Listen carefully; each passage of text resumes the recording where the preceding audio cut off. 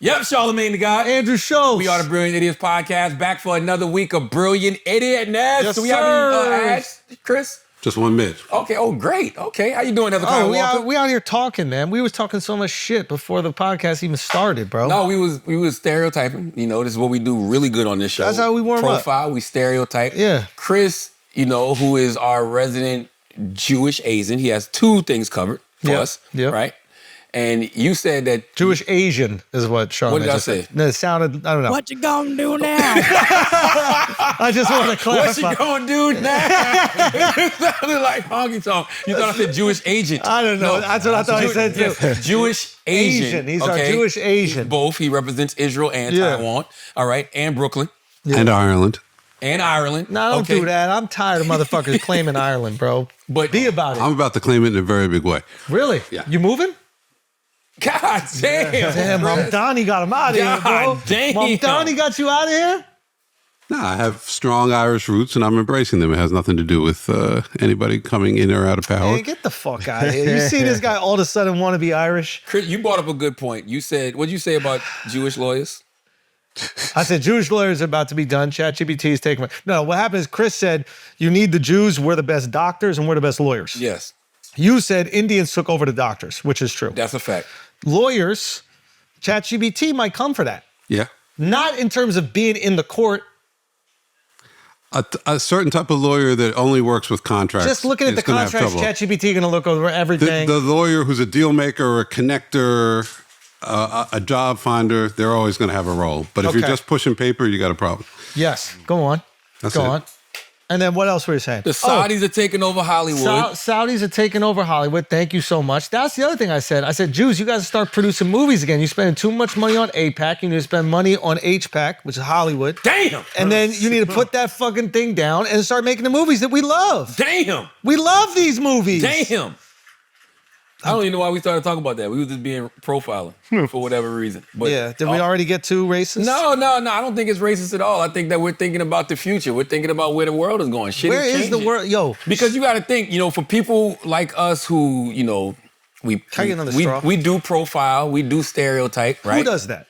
I mean, like in a good way though. I don't do like that. jokingly, like in a good way. I don't do that. I don't even believe in that. Somebody said something about I was doing a podcast earlier. Don't you put this shit back on me. No, I'm not even joking. I promise you. I was doing a podcast earlier with somebody and they was like, Andrew has the whole racist aesthetic. And I said, why? Because he's white?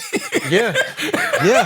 No, Yeah. but this is what they said. Yeah. They had to laugh. They was like, but the little mustache. I was It's like, not little. I thought it was for a movie. No, it's when you had the little joint. I never had a little one. You never had a little one? No, see how y'all are so racist? You God think all white people do this shit? He never had a little one? You talk about the haircut.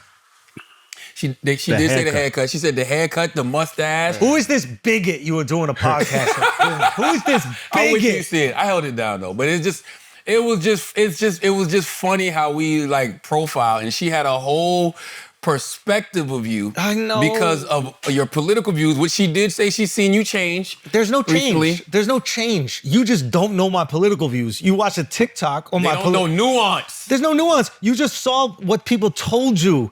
This is No, but there is nuance. Like, yes, I get what I'm saying. Yes. My point is like, it's just like it's like this. It's something going. Charlamagne is this type of person. Well, why do you think that? Well, because I saw a 30-second TikTok that said he's that type of person. And then they meet, you're gay. Yeah. And then they meet you and they're like, all right, sometimes TikTok is right, but it doesn't mean it's not always.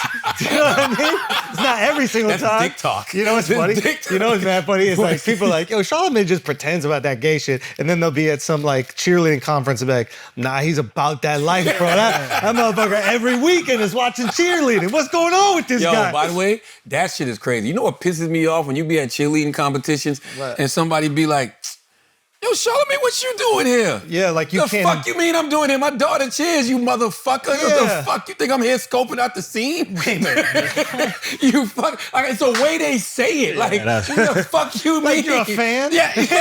You know what I'm saying? You gotta lean in. What the fuck? My daughter cheers, you motherfucker. Yeah, what a piece of shit. All right. Anyway, point is like people get all their information from TikTok, then they sit down with you and then they realize that you're not this version that somebody made up of who you are. 6, 7, bro. Yo, It's like, 6, 7, you know what I'm saying? but also 7, 6. Like, that's 7, 6. When it's bad, it's 7, 6. You know what I mean? But it's true. It's like, yo, everybody has these perceptions, man, and you just don't know what to do with And them. then you sit down with them and they're like, oh, you've changed. It's like, no, you fucking idiot. It's like you just didn't know who I was. You let someone on the internet say who I was, and then you found out who I was, and you assumed that all of a sudden I've just changed who I am. But people should be able to critique. I should be able to make a decision, and then if later on I want to critique that decision, I should be able to do that, right? So let me ask you a question, Alex. You a Mamdani, right? I'm voting for Mamdani. Yeah. You're down with Mamdani, right? Yeah. Mamdani comes to the city, doesn't get anything done. People start critiquing him like he's a regular politician because you know that's how it is. Everybody loves the honeymoon phase. As soon as you get in and you can't get nothing done, they on your ass, and it ain't gonna take long, right? Yeah. Are you not gonna critique him? Of course. Absolutely. And then when you critique them, what should people say? They should say that's good that you're holding. They shouldn't call you MAGA. They shouldn't say you're a Republican. They shouldn't say you're xenophobic. Should they say, this is what you asked for? That's what they're gonna say. Of course. No, they should say this is what you voted for because it is Exactly. What you voted for. Yeah. And it's okay. Yeah. Okay. But it actually... No, but it's not what I But- voted but for. it- If he doesn't do the things that I want him to do, then it's. Hey, whoa, don't say that. Oh, too much Don't- nuance. My bad. You can't say that. You can't say, you voted for whatever he does. Yeah. Nothing Even if wrong. he does things that you didn't, that he never said he would do or you didn't want to do, that's what you voted for. Isn't that wrong getting a love bomb? Nah, I mean you shouldn't want to. Yeah, but you are. We talked about it last week. know. We don't All know yet. politicians love bomb you. You give up some ass, and then you may or may not regret fucking them. But if they do a good job, you let them go a little deeper. It is, yo, you're crazy. What? You're crazy. Listen, we all hope that whoever wins does things that help New Yorkers in this great city. Yep. That's what we all hope. Clearly. That's what we That's all how I roll. Charlamagne just wants to see the world burn. Yeah. I really don't. Yes, you do. No, I don't. Charlamagne. I want to have pockets of peace where I know, you know what? All right, at least we cool here. You know But what? I know if Mamdani wins, which he Yeah. probably is, I just Yeah. want everybody to be prepared for what's to come. You know what? When What's going to come is a lot of government overreach. I do this podcast the with Trump you administration. every single week. Yes. And sometimes you'll say shit, and I understand the feeling of that guy that threw the shoes at Bush. Because that's what I want to do to you multiple times throughout a podcast. I just want, even now, as you're chewing your bottom But then lip, you realize I'm right later. yeah, maybe. Who are you talking about? George Bush, remember when the All dude, the people in the Middle East. remember when he ducked Oh, the shit. Damn. the shoes? God damn. Yeah. All I'm saying is when Mamdani wins, Yeah. it's going to be government overreach. Trump has already said it. Your man Tom, what's Tom's name? Holman. My name is Tom. Tom Homan. Tom Tom Holman. Homan already said it. Tom Homan says he wants Mamdani to get out the way. Vows ICE will flood the zone in NYC. Damn! They did that shit last week as just a little taste And to us let New you know. Yorkers fought back like we do. What the What'd fuck you you mean do? y'all fall back? I ain't seen nobody on Canal Street since. Yeah, Canal Street. Fuck is you been talking about? Canal Street vague. empty as a motherfucker. Is it? What? I What? They are gone. I will say there's a lot less clean Air Force Ones on the street, so I'm not trying to call anybody out, but you were wearing the fakes. Damn. You were wearing the Sudanese Air Force Ones. And what do you mean New Yorkers fall back? like when the ICE agents were there were New Yorkers that were like getting in between them and the Sudanian people. Well, guess what? Canal Street is clean right now. Ain't nobody on Canal Street. Bro. Okay. So y'all talk, everybody talk all that talk till they hear that doom, Canal doom, Street. doom, doom, doom. But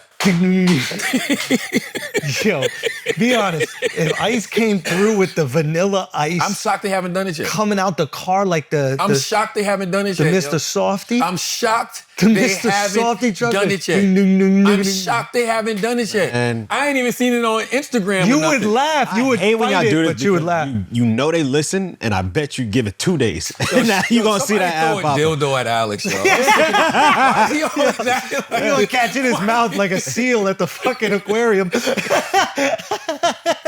No, I don't like none of this shit. I'm just telling you what's gonna happen. That's all. And I don't want it to happen. I'm just telling you, you got to know it's coming. Just say we're not mature enough to have this conversation. We are mature enough to have this conversation. Are We're just we? not mature enough to have it in a mature way. If you listen to the shit we're saying in between the lines, you'll get it. You'll be like, clap for that, bro. yo, I gotta give you a round of applause for that. What you said was fire. Right it's there, true though, man. We're not mature enough to have this conversation in a mature way, but we are mature enough to have it. Dun dun dun dun dun dun. I'm telling you, you'll see. What we got, Chris, it's fucked up. It is fucked up, but that's what's going to happen. But why is fucked up shit funny? That's not our fault. God made it that way. Damn. Right? Like, he made us Satan laugh got a at kingdom that shit. too, bro. Say again? Satan got a kingdom too. You think Satan is the one with the sense of humor? Satan got a kingdom. I'm just saying Satan got a kingdom too. Who put that in your head? Satan or God? The dung dung dung dung dung dung. No, fucking Rip Van Winkle. What was Vanilla Ice's name?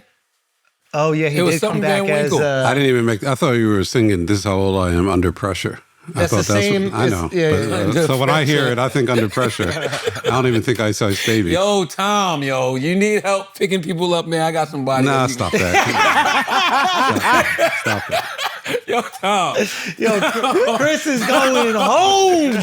Chris is going home. What if they give you a choice, Chris? They're like, I told my kids this weekend I might get arrested if I see Ice. Why? For doing what? Yeah. For doing To intervene. What are you going to do to intervene, Chris? I'm not going to touch anybody. Hands. Ice, pull up in the No. scooters. Remember when Ice. James Harden was scoring 100 points a game? They were guarding him like this. Yeah. With the hands behind the back. That's how you'll do it. I'm going to hands behind the back. Let's talk about this. Not initiating any contact. Yeah. Chris, this is a good point you bring up. But I'm worried about the bathrooms in jail. That's my How do you know when to intervene? What do you think's going to be in the bathroom? I have stomach problems sometimes. I don't, But you think someone's going to use that tight little Asian... You might... No, you might need that. You might need to let one guy do it. Your butt throws up. No, all over the place. come on. I'm talking about me using that. No, Your butt throws up. No, then people leave you alone. If your butt throws up? Oh my God, leave you alone. How do you throw about your butt? I mean, shit, if it goes deep enough, it's just like when you put a finger down your throat. Yeah, but they don't call that butt throw up for Chris. They call that butt sauce. Sore sauce. You got the sore sauce. Chris, you bring up a good point. Yeah. You do, Chris. How do you know when to intervene? You do. Because what if they are actual illegal immigrants? Yes. Well, what if the better argument is what if it's actually a violent criminal, right? And you intervene in the stopping. That's what I'm saying. It's an illegal immigrant who's a violent criminal. ICE is actually doing what they're supposed to do. My calculation is they've so overstepped whatever sort of jurisdiction they have. They've so overstepped. That you'll protect the violent criminals too? No, I didn't say that. But what if But they how go, do you know? That's what I'm saying. know? How do you know? I think you have to make a calculation that you're against the principle of what's happening, and I'm against the principle of But what's aren't happening. you for the principle of arresting violent criminals and sending them back? Well, let me turn it the other way. Are you Yeah. against the arrest and people being detained who aren't violent criminals? Yeah. Yes. Okay, so then you should be very upset about what's happening. I'm with you, but how do you know the difference? Is what I said that shit initially. Yeah, sure. But you don't. And that's the unfortunate position that we've been put in, is that we can't believe that they're going after violent criminals only. They're clearly going after everybody.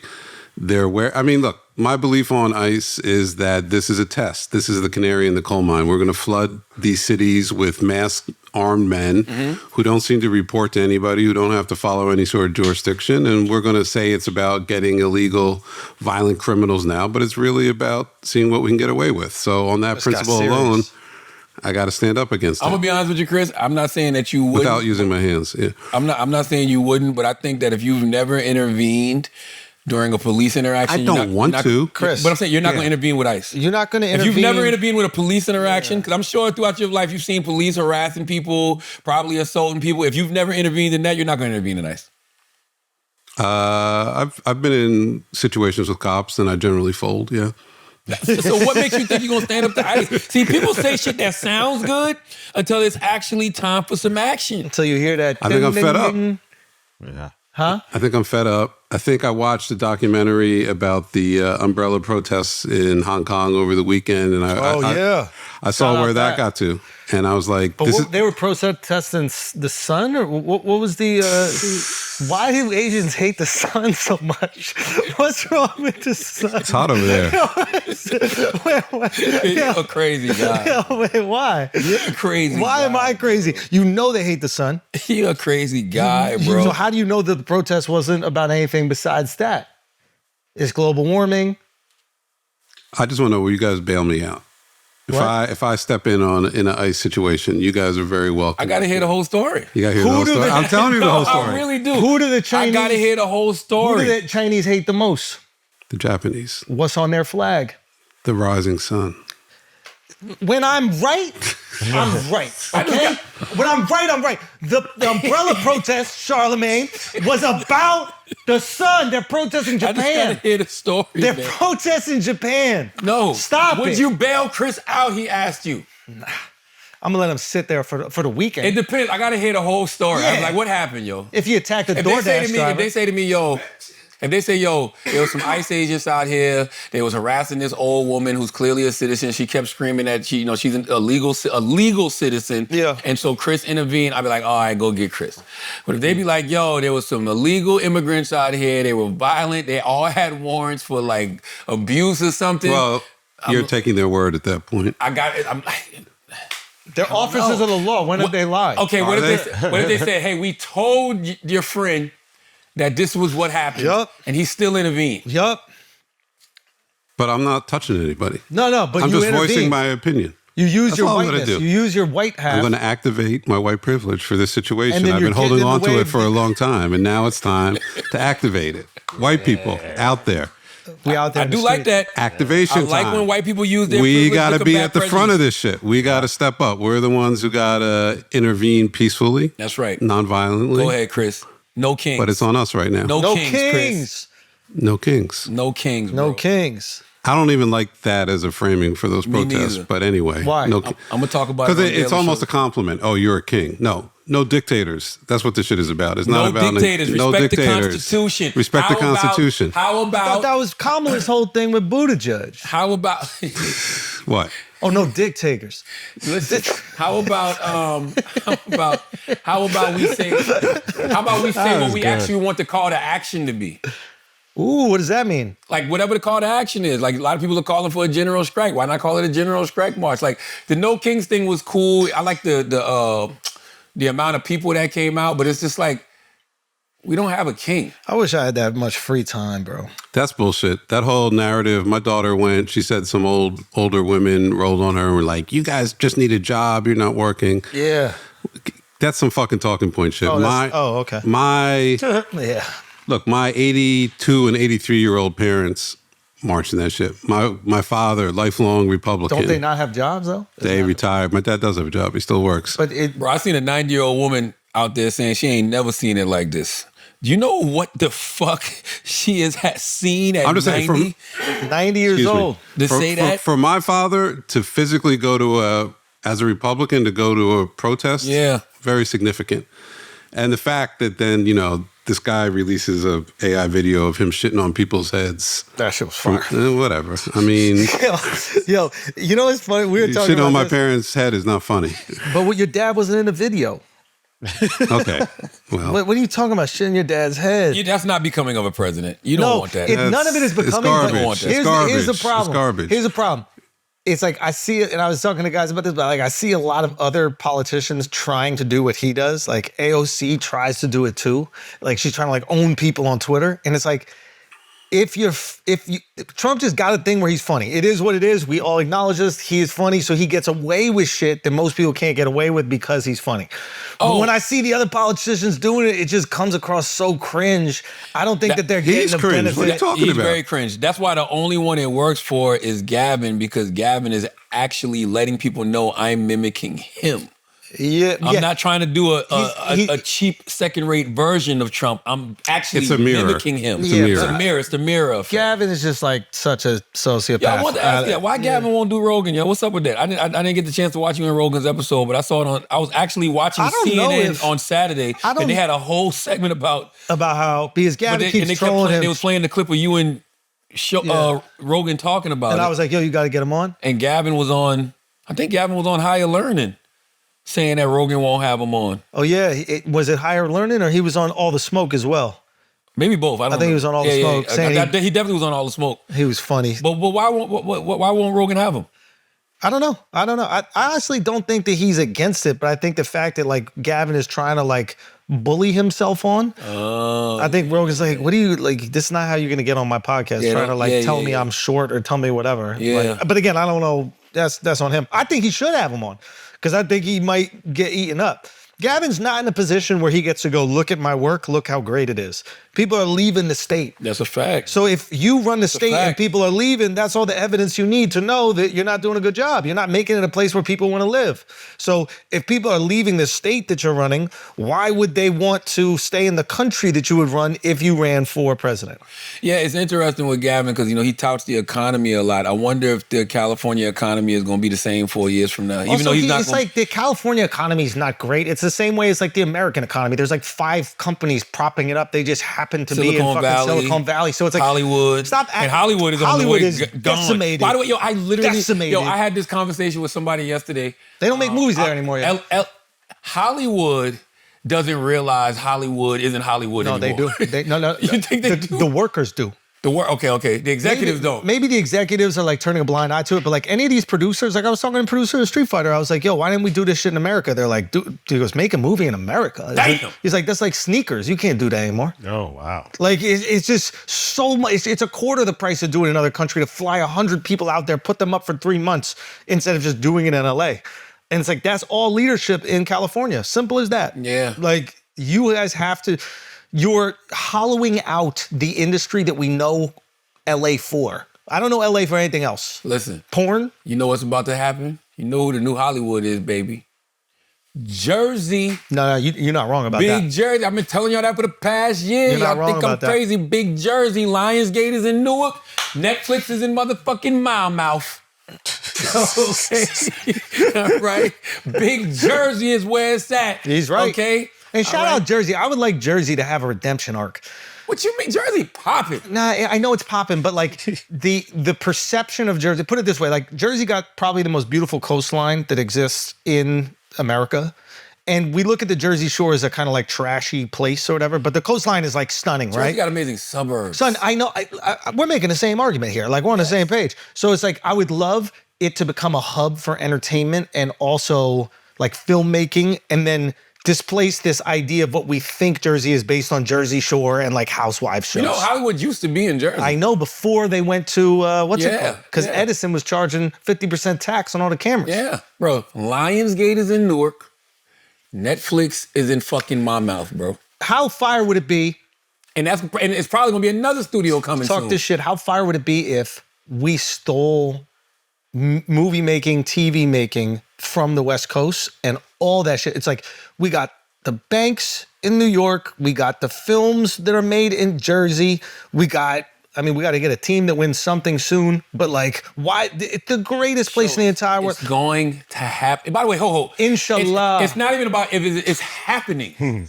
Like, this shit is happening. I know. Like, Netflix is being built right now in Mouth. Lionsgate is being built right now in Newark. It's happening. There we go. Okay? I picked the perfect time to get into the film business. There we go. Okay, right now you don't even got to move. I got to move right there. Backyard Jersey. What's up? We need to call up Ryder. We need to get some of that Ryder money. Come on, man. Saudi, what's up? Saudi, what's up? Come to Jersey. They started a film investment company for $1 billion. I know, but they're trying to go over to LA. You don't need to be in LA for that. They be don't right know here no better. in Jersey. Because they got all the Hollywood execs in their ear telling them LA is the place. I might know a guy. Yo, for all our people that listen to us in Saudi, Jersey is the future. Invest in East Coast people. There we go. Invest in East Coast people. There we go. We got great ideas. All right. Studios in our backyard. What's up? We got the audiences.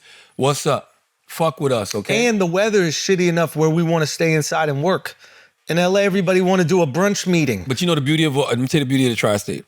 New Jersey, New York, Connecticut. We get all the seasons. Yeah, but Connecticut, you don't even have to include in that. Yeah. Nobody's really clocking Connecticut for Connecticut's fire. To live, Connecticut's fire. Like if you want to see people who still wear baggy jeans, like, yeah. Well, baggy's back, it's all the rage. But I'm just talking about Connecticut. But they're not doing it on purpose. Connecticut is a dope place to live. I mean, Connecticut is fire. Like people, I know mad people who got beautiful big houses in Connecticut. Connecticut is like 20 years behind.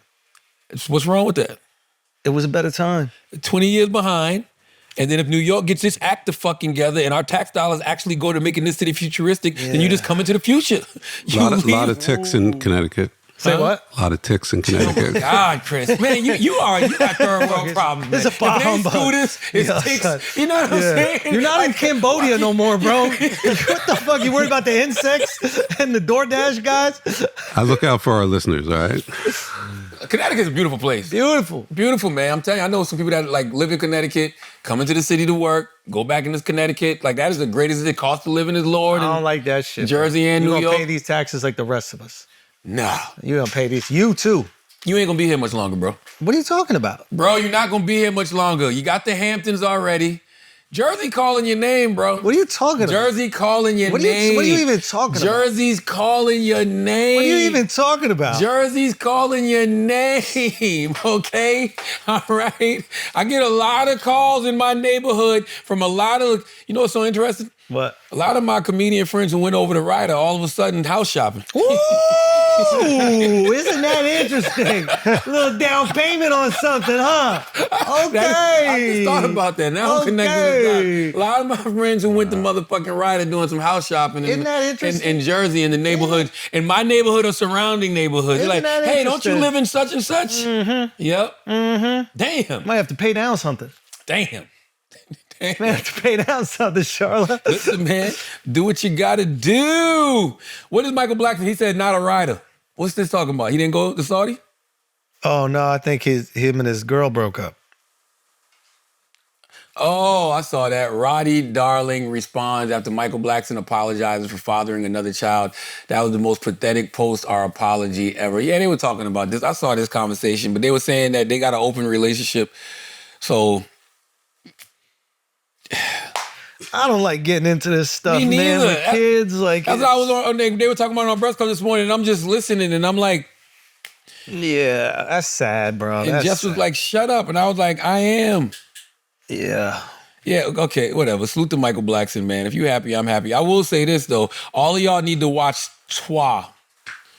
TROIS is a movie that came out in the year 2000. Okay. And it was about a couple who decided to spice things up by bringing another woman into their relationship. Oh, boy. Oh, boy. Okay? Oh, boy. Watch that. It's called TROIS. TROIS. You horny, huh? I think that, you know, sometimes You a horny we guy. think grass is greener on the other side. But Grass is greener where you water it. Keep that shit wet. Yeah. Okay? Unk Keep talk. That was some unk talk right there. Keep that shit wet. Grass is greener where you water it. So keep that shit wet. That was fire. Yeah. Chris, what you think of that, man? Fire. Man, Chris with the ad-libs, bro. I feel like with amigos. All right, guys, let's take a break for a second, okay? We got to take a break for a second because some of y'all own a business, you know, and hiring can be a time-consuming process. You're waiting for the right candidates to apply. You're sorting through resumes, trying to get in touch with potential candidates, finding candidates, but they're not actively looking for jobs. It's very difficult. Well, the future of hiring looks much brighter, okay? Because ZipRecruiter's latest tools and features help speed up finding the right people for your roles. You save valuable time, and now you can try ZipRecruiter for free. Go to ZipRecruiter.com/idiots. I'm telling you right now, with ZipRecruiter's new advances, you can easily find and connect with qualified candidates in minutes. See a candidate you're really interested in? You can unlock their contact info instantly. Okay, over 320,000 new resumes added to ZipRecruiter monthly, which means that you can reach much more potential hires and fill roles sooner. Okay, 4 out of 5 employers who post on ZipRecruiter get a quality candidate within the first day. And if you go to ZipRecruiter.com/idiots right now, you can try it for free. Again, that's ZipRecruiter.com/idiots. ZipRecruiter, the smartest way to hire. Now let's get back to the show. What else we got, man? What we got, Chris? Oh, this was funny. That mascot shuffle you saw when Cam Newton got into the fight with the mascot. Cam not playing around, bro. Cam, listen. Start swinging on First that. of all, what I don't think people understand about Cam Newton is there's only 2 humans I've seen who look like they're in 3D. What? Who look like they're in 3D. Shit, boom! Probably 40 at that point. What you mean 3D? What? Everybody's in 3D. Nah, bro. Some of us look 2-dimensional. Like if I walk in the room right now and I'm looking at you, it's like you look like 2-dimensional. Like you ever seen when motherfucking on Roger Rabbit, when Roger Rabbit got ran over by the Doesn't he look like the steamroller? bad guy from Who Framed Roger Rabbit in that picture right there? I can't believe you brought that up. Cam Newton and Anthony Mason Oh yeah, Mace is look different. like they're in 3D. No, they just look like they're like a different Like they're like species of it's of like, human. Yeah. Like I've been around plenty big people. Like you gotta like walk around them. No, like, I hear you on that. You know one. what I'm saying? Like God. They're like damn. Prometheus. Like they're the race of alien that started the human race. Do you remember Prometheus when he like dissolved in the water? I thought it was the Anunnaki. Oh, no, that is Prometheus. That's in the Book of Enoch, I think. The Anunnaki, the giants. That's how Cam don't look like a quarterback.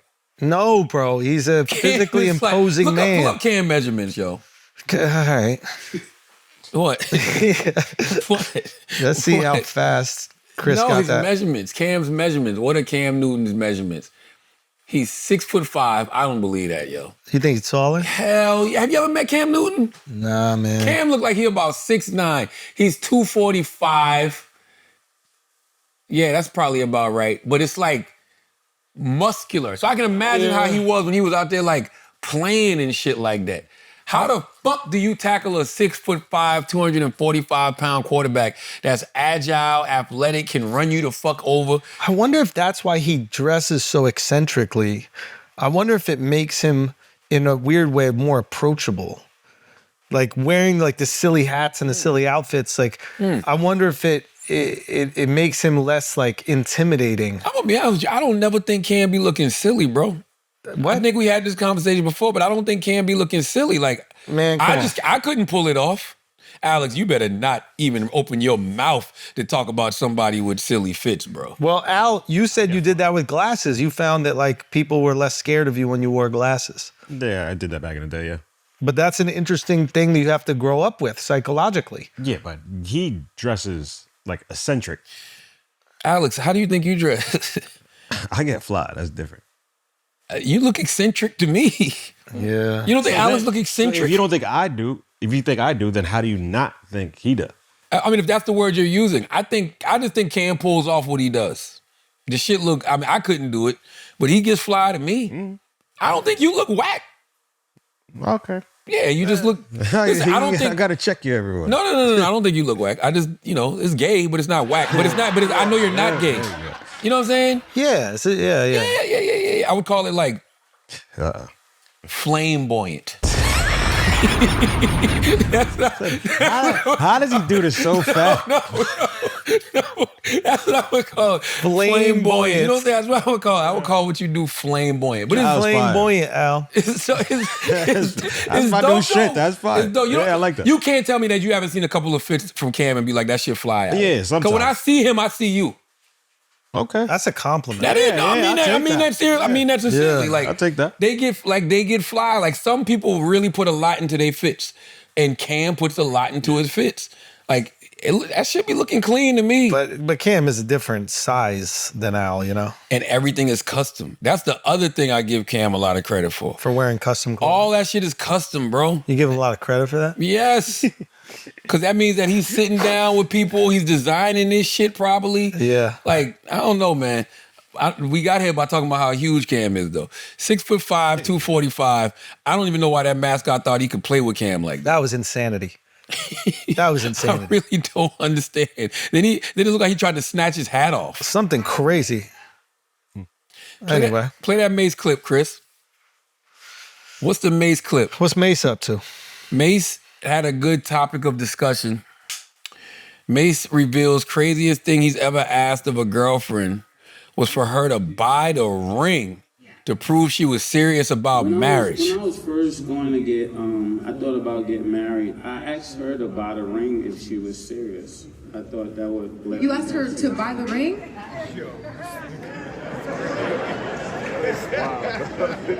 We're different. First of all, if you asked her to buy the...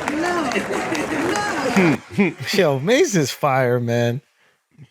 They did a live show? I guess. I think so. What you think about that, man? I think Mace is just... I think podcasting is one of the greatest things that has happened for people who are unique characters, because I think Mace as a rapper is so much less dynamic than Mace as a podcaster, because this guy like oozes personality. And yes, he was a phenomenal rapper. We love the songs, but I don't think you got like this side of Mace. Like you didn't get to see this like cool, calm, collective, but also like hilarious dude. So I agree with you, but I think Cam brings a lot of that out too. And respect. I think they're the perfect dynamic. Respect to the chemistry between them, and also the girl that hosts it is great. Treasure. Yeah, she's phenomenal. But yeah, like just getting to know Mace as like a person. Like some people get exposed by podcasts. You find out they're just not that interesting. Yeah. But some people you get to find out that they're more interesting than you thought they were. You know what? You bring up a good point, and I'm gonna tell you another reason why Cam and Mace podcast works, because they have a base. And what I mean by a base is their base is sports. You know how when you walk in like a Chipotle or a salad restaurant, the first thing they ask you is what's your base? So you gotta have your lettuce or your kale or your Chipotle gotta be your rice, whatever it is. Like you gotta have a base. As long as you got your base, you can put whatever topping on the base. It's also Harlem. You know, like Now, the Bay. Well, go on. Harlem is an interesting place too. Because people from Harlem act like, they talk like Harlem is Harvard. Like it's a place you go and graduate from. Yeah. I don't know if Harlem has as much to do with it, bro. I mean that like it's at least with Cam specifically, and again, I don't know that much. I'm just like casual on the outside. It seemed to him that being like the mayor of Harlem is enough for him. Where there's some people like, I just need to be famous all around the world. It's always seemed to me that it's like about... Not Cam. What's that? I asked him that specifically on Breakfast Club. I literally asked him last time he was there. It was about a month ago. Yeah. I said, people talk about Harlem like it's Harvard. Yeah. What does Harlem mean to you now? Yeah. As opposed to when you were like 19, 20 years old? What do you say?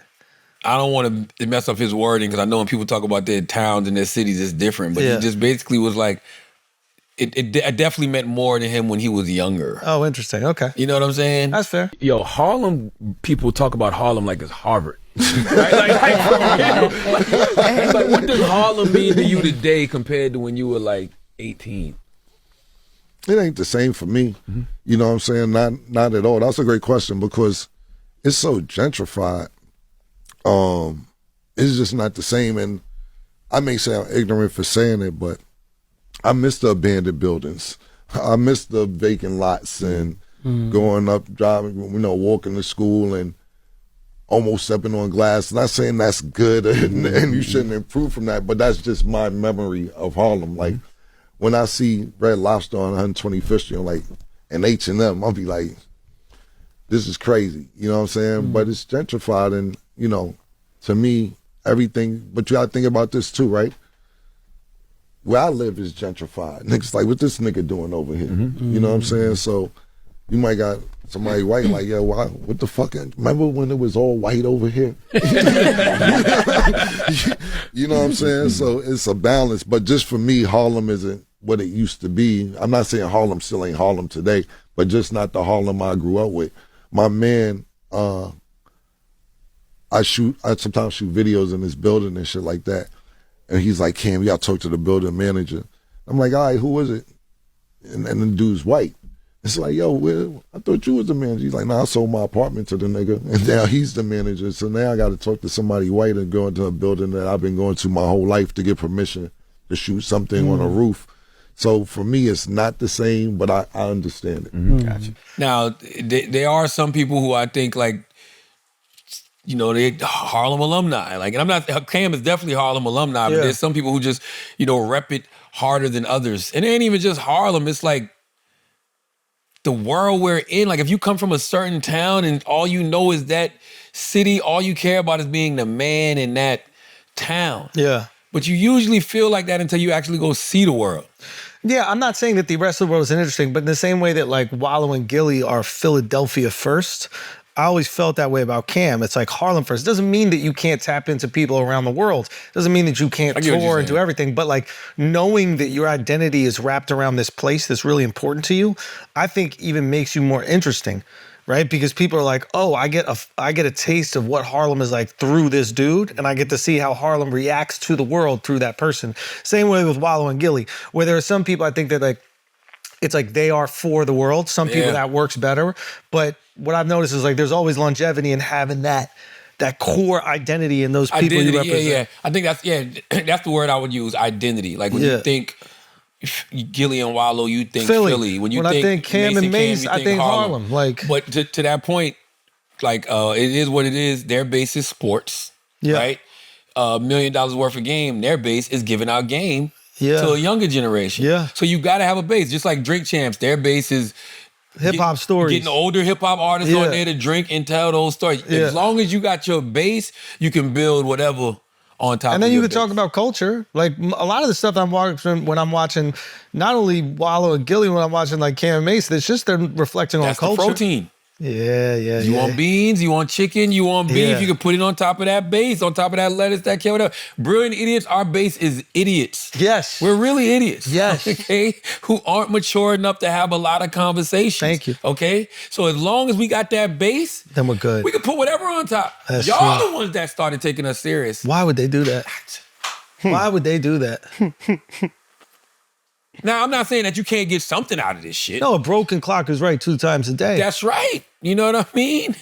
Maybe more in the digital world. See why you shouldn't take us serious? That was fire, though. See, that's one of these shit people repeat for no reason. Nah, the a other broken one- clock is right twice a day, but not in the digital world. Fire!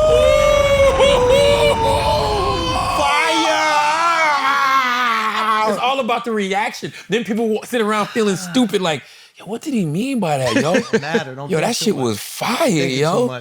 That shit was fire. Thinking far too But much. listen, Mace reveals craziest thing he's ever done with a girl was ask her for the ring. Would you ever ask a girl to buy you a wedding ring?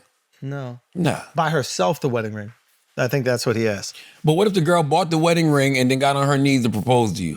That's just crazy. You wouldn't do that? You wouldn't accept it? Yeah, I mean, I would accept it, but it's just crazy. Equality, bro.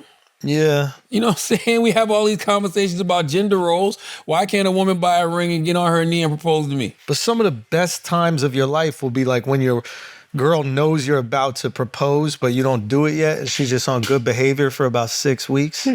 You don't lose out on that opportunity in a relationship. Nah, mine was the opposite. Well, yeah, we know. Yeah, she didn't know I was going to propose.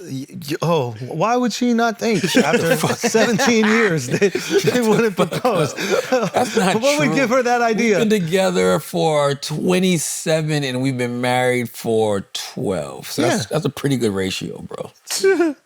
Oh, my bad. We're together since kids. 15 years. You know what I'm saying? We've been together since kids. Like, what the fuck? You supposed to get married as kids in high school? Yeah. You let people live their life, yeah. You know what I'm saying? But I think the better reaction is when the woman doesn't know she's going to get proposed to. And you surprise her. Yeah, I agree. Yeah, like if she knows, it kind of like, Well, no. I think she should know it's coming. And then you just kind of milk that stage for a little bit. You should know she wants to marry you because the last thing you want to do is propose and she says no in front of everybody. That's kind of why I like women doing it to men because women need to get told no a couple of times publicly. No, you don't think so? See, everybody wants to just jump to equality without letting the embarrassment that a lot of men have felt go to that other side. Like, you don't think we need to see just a few more years of women getting down on the knee, proposing and getting embarrassed publicly. Yeah, that is heartbreaking. I watched that Love is Blind, man. That show is brutal. Just don't propose. Did you propose? I never proposed. We just had a conversation. Wow. What was the conversation? Let's do this. It's the same thing, Chris. I didn't get down on my knee. Did you have a ring? Well, you didn't have to. Nope. Oh, wow. And then my Asians are dad living in the actually future, got mad at me about the whole thing. Really? What did he say? We were going to Taiwan to see my in-laws, and he was like, you have to ask her father for permission. And I was like, no, I don't. That's some old-fashioned shit. God damn, and he was Chris. like, I agree Yes. with him. I agree with him on that. You asked your... No, I didn't. What? Yeah. Pieces of I shit. did it. Absolutely at the asked end. my dad wife's dad. How'd you said, ask him? He said, this is very important to me. You need to do it for me. I don't care if it's important So to you. how'd you ask her dad? Because he doesn't speak English. He speaks English. Oh. Yeah. Oh. Professor at Berkeley and University of Massachusetts for many years. I'm sorry. I apologize. No worries. So, I spoke to him. I said, we're planning to get married. I hope that's all right with you. I'd like to make sure that you're... And he said, that's fine. It's great. We're very happy about it. And Were you nervous when you asked him? not really. Just do it. Whatever's coming. There's There's something. no joke. Okay, I'm joke. literally just trying to understand the emotion of the moment. No, it wasn't because we had already discussed it and like that was the conversation, you know, and I was pretty confident they were going to be all right with it. So. What about you, Alex? Yeah, what was your proposal like? It's funny. I didn't ask for permission. No, he just played that ding ding ding ding ding ding ding ding ding ding ding ding ding ding ding It was a good thing that I ding. didn't. Though. Wet or die is crazy.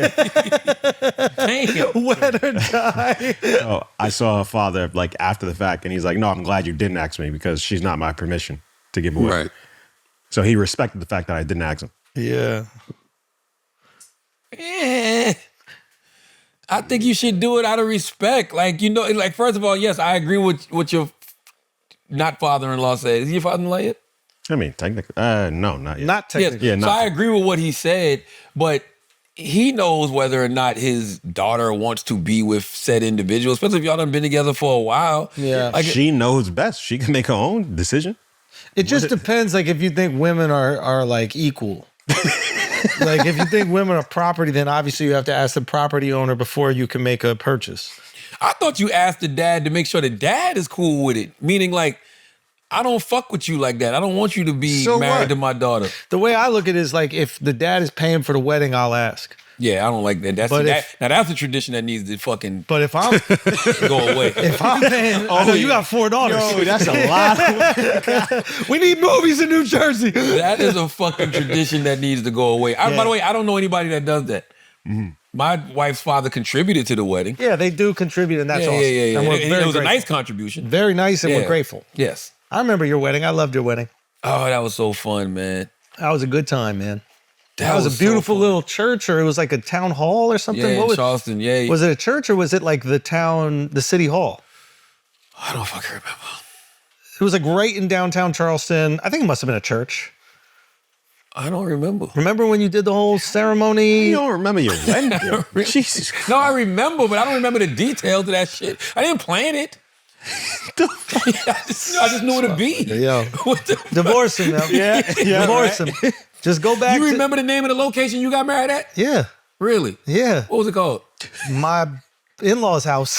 That was in-laws' house? Yeah, Get the fuck out of here. Yeah. I did not know that. yeah. That was fun too. Weddings are great. Yo, I love a weddings are fucking great. Wedding, man. Weddings are fucking awesome, bro. Get fucking married, yo. Get married. I promise you, man. No, I cry at everybody's wedding, It's the man. best. It's Weddings the are great. But not when they're like 1,000 people and you barely know anybody. Nah. When it's like the people that really know That's and it. care and love. Oh, That's it. it's the best feeling. 50 people max. You know what I'm saying? Yeah, I think you could go over 100, but I think when you get into 300, 400. No. Nobody even likes you like that. You know what I'm saying? That's the thing. It's like it becomes like a community gathering instead of an actual celebration of love. And you want people there that's gonna respect your marriage and respect the moment. They're not gonna be on their phones. I made everybody put the phones away. No, you didn't. Yes, I did. No, you didn't. I was there. Yo, I took pictures the whole time. you You didn't make remember- anybody That's take. not true. That's You not were true. thinking about a I different took wedding. people's phones. You didn't take nobody's phones because that technology didn't exist. No, we took people's phones, yo. This guy's gonna lie. You gonna lie? I mean, we told everybody don't take pictures. I don't know. I just know there was no phones and shit like that. There was phones. I have pictures. I don't believe you. You got to show me the. I'll show you all the pictures. This is just Yo, insane. what wedding were you at, yo? I don't know. I really don't. I'm looking at pictures I don't right now. remember. It was a great time, though. I know that much. I'm looking at pictures. We had a great time. I got fucked up the night before. I think y'all got in town that Saturday. We had the wedding. We had a great reception. Like, that shit was fun, man. God damn, we old, bro. Yeah, we're old. Like, we are old. Like, to be... You're not old. Huh? You're not old. I don't know. That shit seems so long ago. Andrew wedding was what, 2022? Mine was 2014. Was my wedding in 22? Yeah, it was like peak COVID. COVID was still around? No, we was outside. We flew to California. No, it was COVID, bro. Really? Yeah. Yeah, it was like 'Cause I remember- it was kind of over, but still people. cared Rogan, about it. I told Rogan, I was like, bro, I need a COVID test for you to come, you know? And then he, you know, he's like, fine. And he sends me a picture with a middle finger and a negative COVID test. Hilarious. Let's pay some bills. Everybody still got COVID at my wedding, by the way. It was a super spreader man. I event. definitely got it. Everybody got it. Because we were supposed to go to Cabo. Yeah. We were No, supposed to no, go I to didn't. Brazil. I think my wife planned that shit, so I didn't look at these bitches in Brazil. You went? No, because we got COVID. Oh, so We went to Miami instead. Same difference. Same difference. All right, let's stop and pay some bills. Salute to Home Chef. As the holidays creep closer, the days get busier and routines get thrown off with parties, feasts, and endless to-dos. That's when I reach for Tempo, okay? Real meals, already cooked, ready in minutes, and actually good for you, helping me stay balanced while still enjoying the celebrations.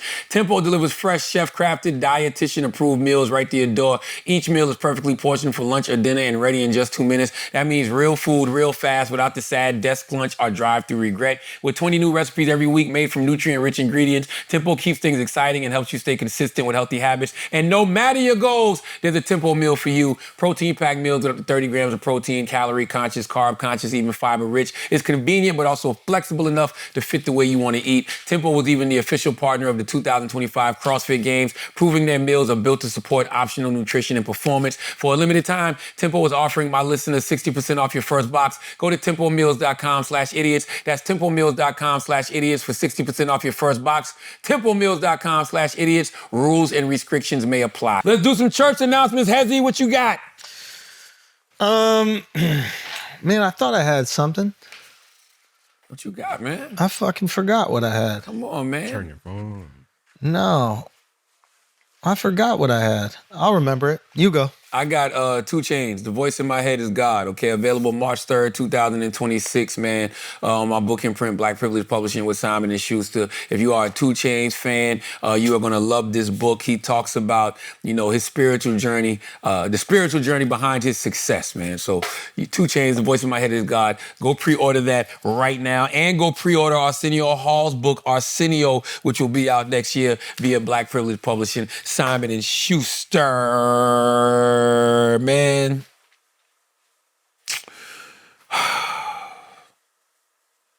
Pastor Jamal Bryant encourages his congregation to donate, to forego donating to the church, to donate to people losing their SNAP benefits. That's beautiful. Beautiful. During his recent service, New Birth Missionary Baptist Church Pastor Jamal Bryant encouraged his congregation to give back in a different way. According to 11 Alive, this past Sunday was supposed to be a day for the church to raise $1 million. However, Pastor Bryant is halting the initiative until the government shutdown is ended. He said to the news outlet, the congregation is supposed to be sensitive to the needs of the community. Knowing that people are literally just trying to keep their heads above water, we're opening up our arms and opening up our hearts at the same time. The church already distributes groceries every other Saturday to about 1,500 people. However, this coming weekend, they are planning to help up to 2,000 people. More than 40 million people receive SNAP benefits, which is around 22 million households that benefit. According to The Hill, there is an estimated $8 billion in benefits distributed. It has already been confirmed that the USDA will not provide assistance if SNAP benefits are cut due to a government shutdown. I'm going to tell y'all something, man, and I said this already before. This government shutdown is not a political win for any party. Can you explain what's happening? Also, shout out Christianity, the GOAT. Well, salute to Jamal Bryant. Because there's a lot of Christians out there. I don't know if they moving like this. I think no. Shout out to him, but also he's inspired by the greatness of Jesus Christ, and he wants to, bless the world like he has been blessed and do it in his image. So we have to give some credit to the King of Kings. Listen, I love it. I am an ambassador for the food bank in Harlem, New York City. If you see the amount of people who need this type of food assistance, you will understand why SNAP and WIC, not being available to people over the, if it happens, hopefully these people, motherfuckers, come to their senses in government and reopen shit. But if over the next couple of weeks, there is no SNAP and no WIC, y'all better motherfucking protect your goddamn necks. Really? Because if you think that during the holiday season, it's already the holiday season. Thanksgiving is right around the motherfucking corner. Then you got Christmas and everything else. You got people who haven't had checks in 3 weeks, right? And now you're taking away people's SNAP and WIC, so now people can't even keep no food in their stomachs. Y'all better go back and watch Tupac 20 plus years ago when he was on MTV talking about what happens when motherfuckers really get hungry and they got to watch everybody else around them eat while they starving. If I know that in this hotel room they have food every day and I'm knocking on the door every day to eat, and they open the door, let me see the party, let me see like them throwing salami all over just like throwing food around, but they're telling me there's no food in here. You know what I'm saying? Every day. I'm standing outside trying to sing my way in. You know what I'm saying?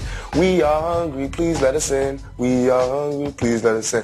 After about a week, that song is going to change to we hungry, we need some food. After 2-3 weeks, it's like, you know, give me all the food, breaking out the door. And after a year, you just like, you know what I'm saying? I'm picking the lock, coming through the door, blasting, you know what I'm saying? It's like you hungry, you reached your level, you don't want any more. We asked 10 years ago. We was asking with the Panthers. We was asking with them, you know, with civil rights movement. We was asking, you know, now those people that were asking, they're all dead and in jail. So now what do you think we're going to do?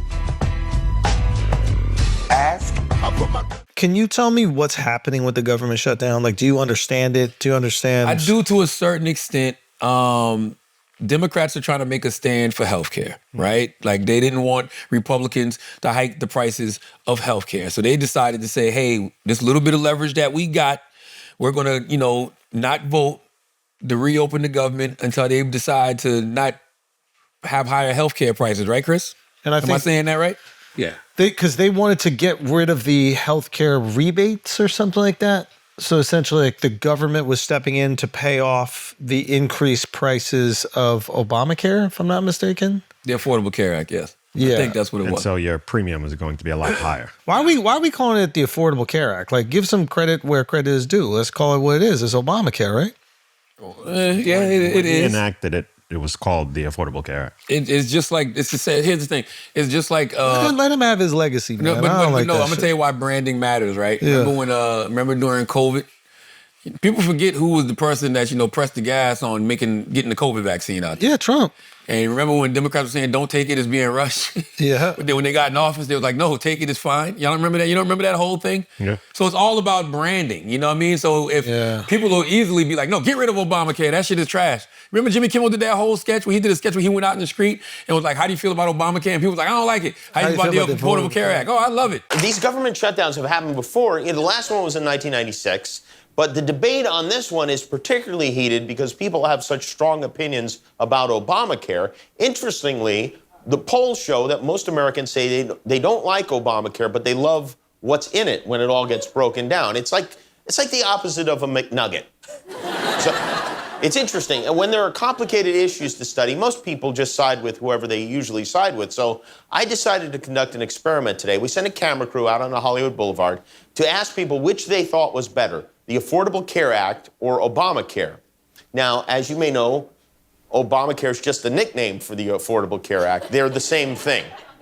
But lo and behold, we found people who did not know that, and that didn't stop them from weighing in on it.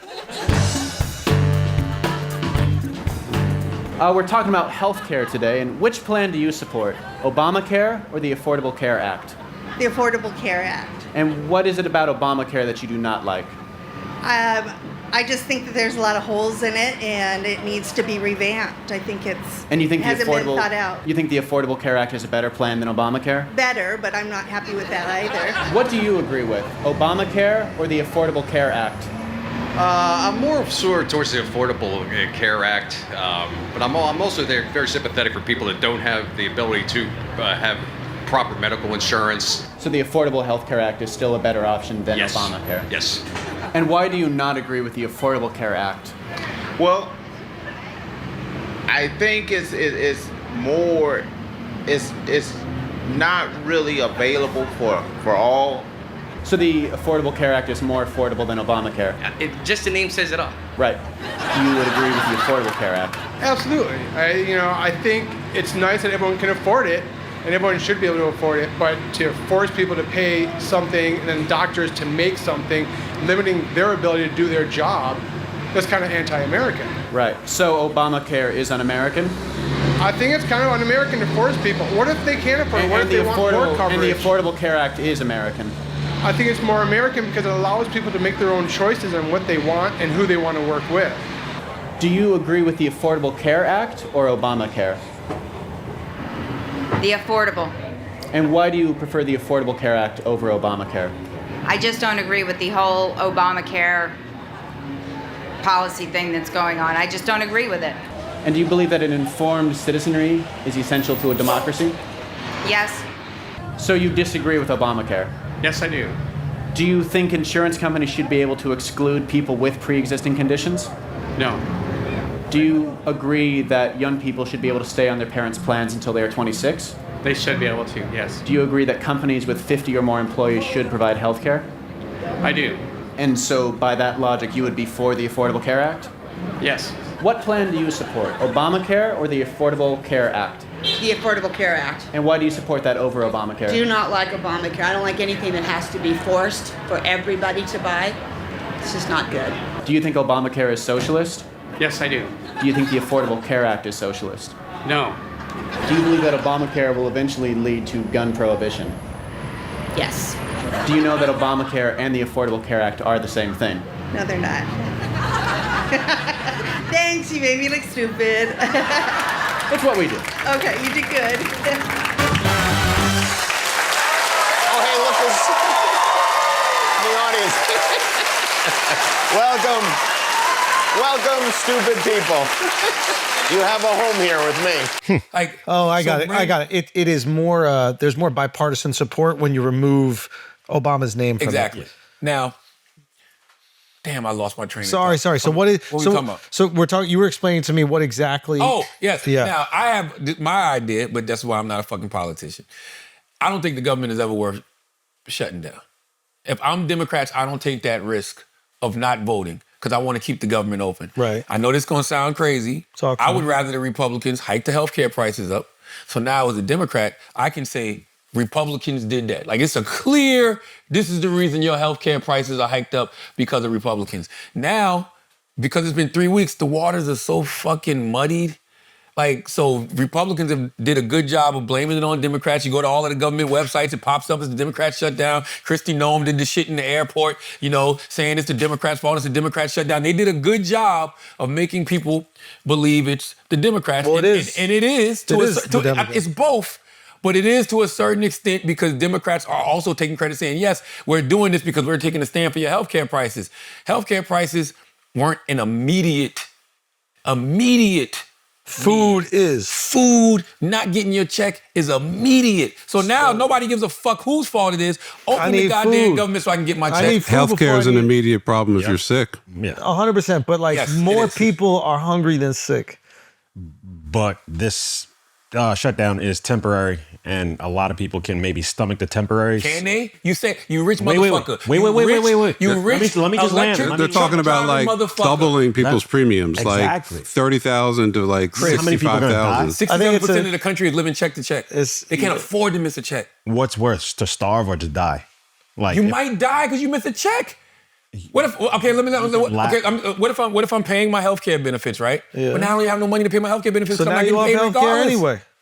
But that's the thing. Like, you hold out for Republicans to have to come to the table and, we have to negotiate. 30 days is a long time, Alex. So what listen, we act like people can hold out. The country couldn't hold out during COVID. So question. When the country was shut down and everybody had to stay home, the country couldn't hold out for 30 days without a bailout. Question. So how was a regular person? Let me just ask a question. So let's say, for example, Democrats didn't vote to shut it down, right? They voted to pay the people. After the government reopened, people are getting their benefits, they're getting whatever they need. What if they started using whatever leverage they have going into the midterms or on whatever other bill is proposed to add those subsidies back to the Affordable Care Act so those people were taken care of? Like, They have the leverage at that point. No, but it's like they will have leverage in the future. There will be other things that people want to get past. If everybody's healthcare premiums got hiked up by Republicans. 2026 is right around the corner. Exactly. Democrats could be like, this is why your fucking healthcare prices They're are gonna jacked be up. furious. If you want them to come down, put us back in the motherfucking office the way we need to be. Yes, I that's a good strategy, but also in doing that, people will die because people won't be able to People afford are their going to health die care. with this too, Alex. But starving and not having health care is two different. You're missing the point. They're not getting money. No, I don't even have money to pay my fucking health insurance. Back up. Nobody will die, right? Because it's illegal to refuse care to somebody in the United States of America. Like, a hospital has to take you in. So it's not about death, but like, healthcare is incredibly important, and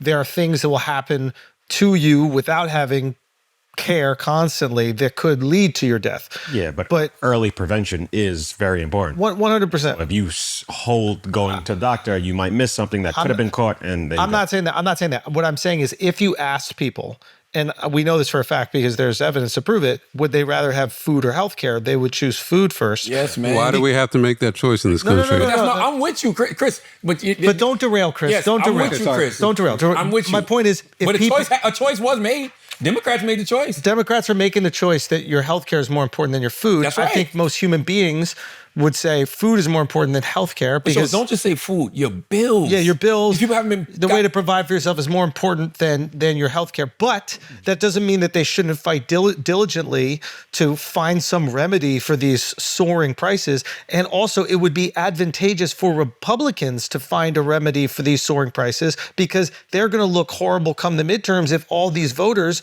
that are Republican that are also on the Affordable Care Act see these premiums skyrocket 30%, 50%, whatever, and they're going to start going, hold on, you're not going to do anything about this? And these Democrats say they are, I'm going to vote that way. Simple. And again, I don't know enough. I'm a casual out here. But me too, but to me, that seemed like better strategy. Don't take food off people's plates, Don't take food off people's table, because right now there's no political win for nobody. People are sitting around like, I don't give a fuck.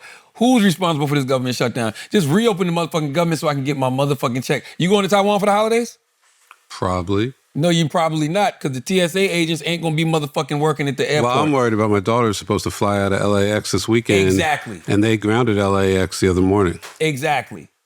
So we're talking about immediate things. People can't see past their bills, bro. And if I don't have no money to pay my motherfucking bills, which means healthcare bill, rent, mortgage, Cybertruck fucking monthly bills, all of that shit, no, they not. I'm telling you, people do not care about anything except give me my motherfucking money. They will blame it on, sorry to interrupt, but they will blame it on the people that are keeping the government shut down, which in this circumstance, even if it is for benevolent causes, it's Democrats. Are the Democrats. Eventually they will blame them. Because they're there to negotiate. Republicans aren't even coming into work, so they don't have to negotiate. So That's Democrats true. are actually there. I'm not saying the Republicans are the good guys. That's here. true. And also, too, there's I could be wrong about this. You could look this up, Chris. Being that the Republicans control all the branches of government, there's some type of emergency funding they could enact if they wanted to. Am I making this up? I'm looking for it right now. Because I saw Marjorie Taylor Greene, the voice of reason, complaining about this. What, Marjorie Taylor Greene, She's the out here. voice of fucking MTG. reason. That is crazy. All right, the voice of reason said something like that. I just think it's all fucked up, man. And then when you got to watch fucking Donald Trump give $40 billion to fucking Argentina, bro. Can you explain what that's about? It's really important, actually. No, I mean, we need to address this. It's Here we very go. important. Tell me what that's about. They have a really beautiful movement going on down there. Called MAGA. They're embracing libertarianism. They're changing everything. It's going to be a model for the rest of the... People know, Chris, they don't know you're playing. No, I'm not playing. This is important that we give them $20 billion. It's really critical. 40 billion? Yeah, they said oh, 40. Even better. It's very important at this moment that $40 billion goes to Argentina to help promote their new economic policies. It's critical. More important than healthcare, more important than WIC, SNAP, all that shit put together. Here in America. Oh, yeah, definitely. Fuck them, man. Soybeans, nobody likes soybeans. Seriously, though. What happened to MAGA, bro? Well, I want people to keep that same energy when America's given tens of $billions to fight foreign wars in other countries. Taiwan is okay. No. Everybody else is unnecessary, but Taiwan I'm is just all saying, right. like, I hear a lot of people upset about America giving $40 billion bailout to Argentina and going, what about Americans at home? Well, a lot of people were very frustrated. America giving, tons of money, billions of dollars to people overseas to fight wars that we know nothing about. That's a fact. When there are people struggling home. So I don't want to do whataboutism, but I want people to keep that same energy. No, I don't think we're doing whataboutism. Okay. Because I think we have been consistent in saying that's not what we Take want. care of home, yo. We've always That's said all that. I That's want. why I've always said Take the care of MAGA home. America First messaging works. But when you're the architect of the MAGA America First messaging, that looks crazy giving $40 billion When they to did Argentina. Doge, they very slowly and systematically went through all... No, I'm serious. They went through all the expenses of this country. And it was important to fire, tens of thousands of federal employees. That was very critical. But that allowed us to give $40 billion to Argentina. He did just win re-election. But why didn't we get that money? Yes. Well, I don't know if he won. I think he won like a vote of confidence, let's call him. I don't know if it was an actual I think re-election. that he won it because he But was... his money went to his election campaign. I don't know. No, this is true. Look it up. I'm not denying it. This money went to... Look it up. It went to his election campaign. The guy in Argentina. My feeling is like I really don't care about what I other do. countries are doing. No, I do. That's our taxpayer dollars. No. absolutely care. Meaning, what I don't care about what they're using our money for. I don't want them getting the money if Word. Americans need it. Word. Simple and we as that. need it. We don't need that shit. Come on, man. Chill, disgusting. We don't need that. No. If it is beneficial for America and Americans, then I'm okay with that. But it has to benefit us in He's some an way. ideal. I can't pronounce it. Ideologue. He represents what Trump likes. That's the benefit. There's no actual So economic it's- benefit.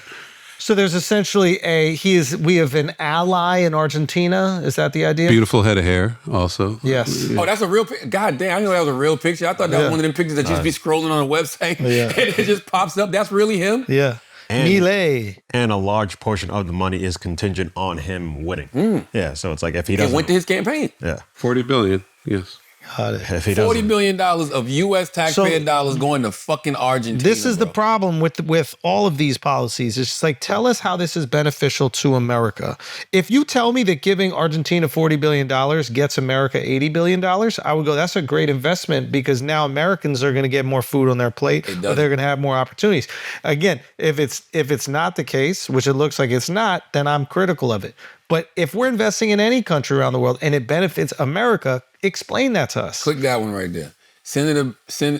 Sanders rips Trump for finding $40 billion to bail out Argentina while cutting off food aid in America. I don't like it. Think about that. I just made a donation this week to 4 different food banks, right? I'm already, like I said, I'm a ambassador to the food bank in Harlem, but I did a donation to a food bank in Columbia, 2 of them in Columbia actually, and another one in Charleston. I'm gonna do one in Jersey as well. Why am I doing that?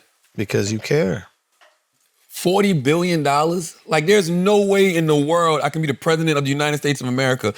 No, 42 million people are about to lose their motherfucking food aid benefits, and I give $40 billion to another country, and then when they catch me on my fucking plane and ask me about it in regards to them and the farmers, I start talking about how this other country is dying, how the farmers in this other country is dying. What about the fucking Americans? The question is, what do you have to say to U.S. farmers who feel that the deal is benefiting Argentina more than it is them, as they are Argentina's fighting for its life, young lady. You don't know anything about it. They're fighting for their life. Nothing's benefiting Argentina. They're fighting for their life. You understand what that means? They have no money. They have no anything. They're fighting so hard to survive. If I can help them survive in a free world, I happen to like the president of Argentina. I think he's trying to do the best he can, but don't make it sound like they're doing great. They are dying. All right? They're dying. What do you mean by a beef deal, sir? We would buy some beef from Argentina. If we do that, that will bring our beef prices down. Well, there's American farmers that are also struggling, and they're like, what about American beef? Because I think he said, we're going to buy their beef, or they're going to give us their beef. And it's like, well, we got beef in America that we need. Now, they have phenomenal beef in Argentina. I just want to let you know. Sensational. But to me, it doesn't matter. It's like, what do Americans need? And their needs to be met first. And that's going to be frustrating for people on the right and the left, by the way. Both sides agree on this issue. Bro. That's where it comes together. What do we together. talk about all the time, Schulz? There's 2 things. This is why Mamdani is winning. There's 2 things in this country people care about.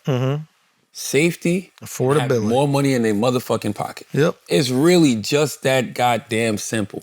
So when you start talking about we can't eat, we can't pay our health care, we can't pay our motherfucking bills, some of these people, how long has this shutdown been? 3 weeks? Yeah. Yo, and it started like around the 1st. You think the landlord gives a fuck that the government is shut down? You think that fucking your car note gives a fuck that the fucking government is shut down? You think the electric company gives a fuck? No. They want their fucking money. And majority of Americans are living check to check. What are we talking about here? No, people? you're right, man. What are we talking about? I mean, yeah, I wish there was something silly about it, but it's not. No. Americans got to eat first. That's it. Simple. That should be the American policy, foreign and within the country. America eats first. Eat the rich is in America, bro, right now. What does that mean? Eat the rich. You're going to have a lot of people who are going to look at folks who are making a whole lot of money. Oh, yeah. And they're going to be like, oh, that's where all the motherfucking money is going. Yeah. And you're going to see, sadly, more violence against people in those positions of power. Yeah, unfortunately. Unfortunately. But not only, it's not even unfortunate or unfortunate, it's like there's also going to be a lot of violence around not rich people because that's just where violence is most easiest to commit. So those are the people that are going to end up suffering double. Oh, yeah, because if I don't have anything and you got a little something. I need that. I need that little something, bro. Yeah. I hate to say it any other way, but that's just the way the motherfucking world is. All right, so let's open up the government.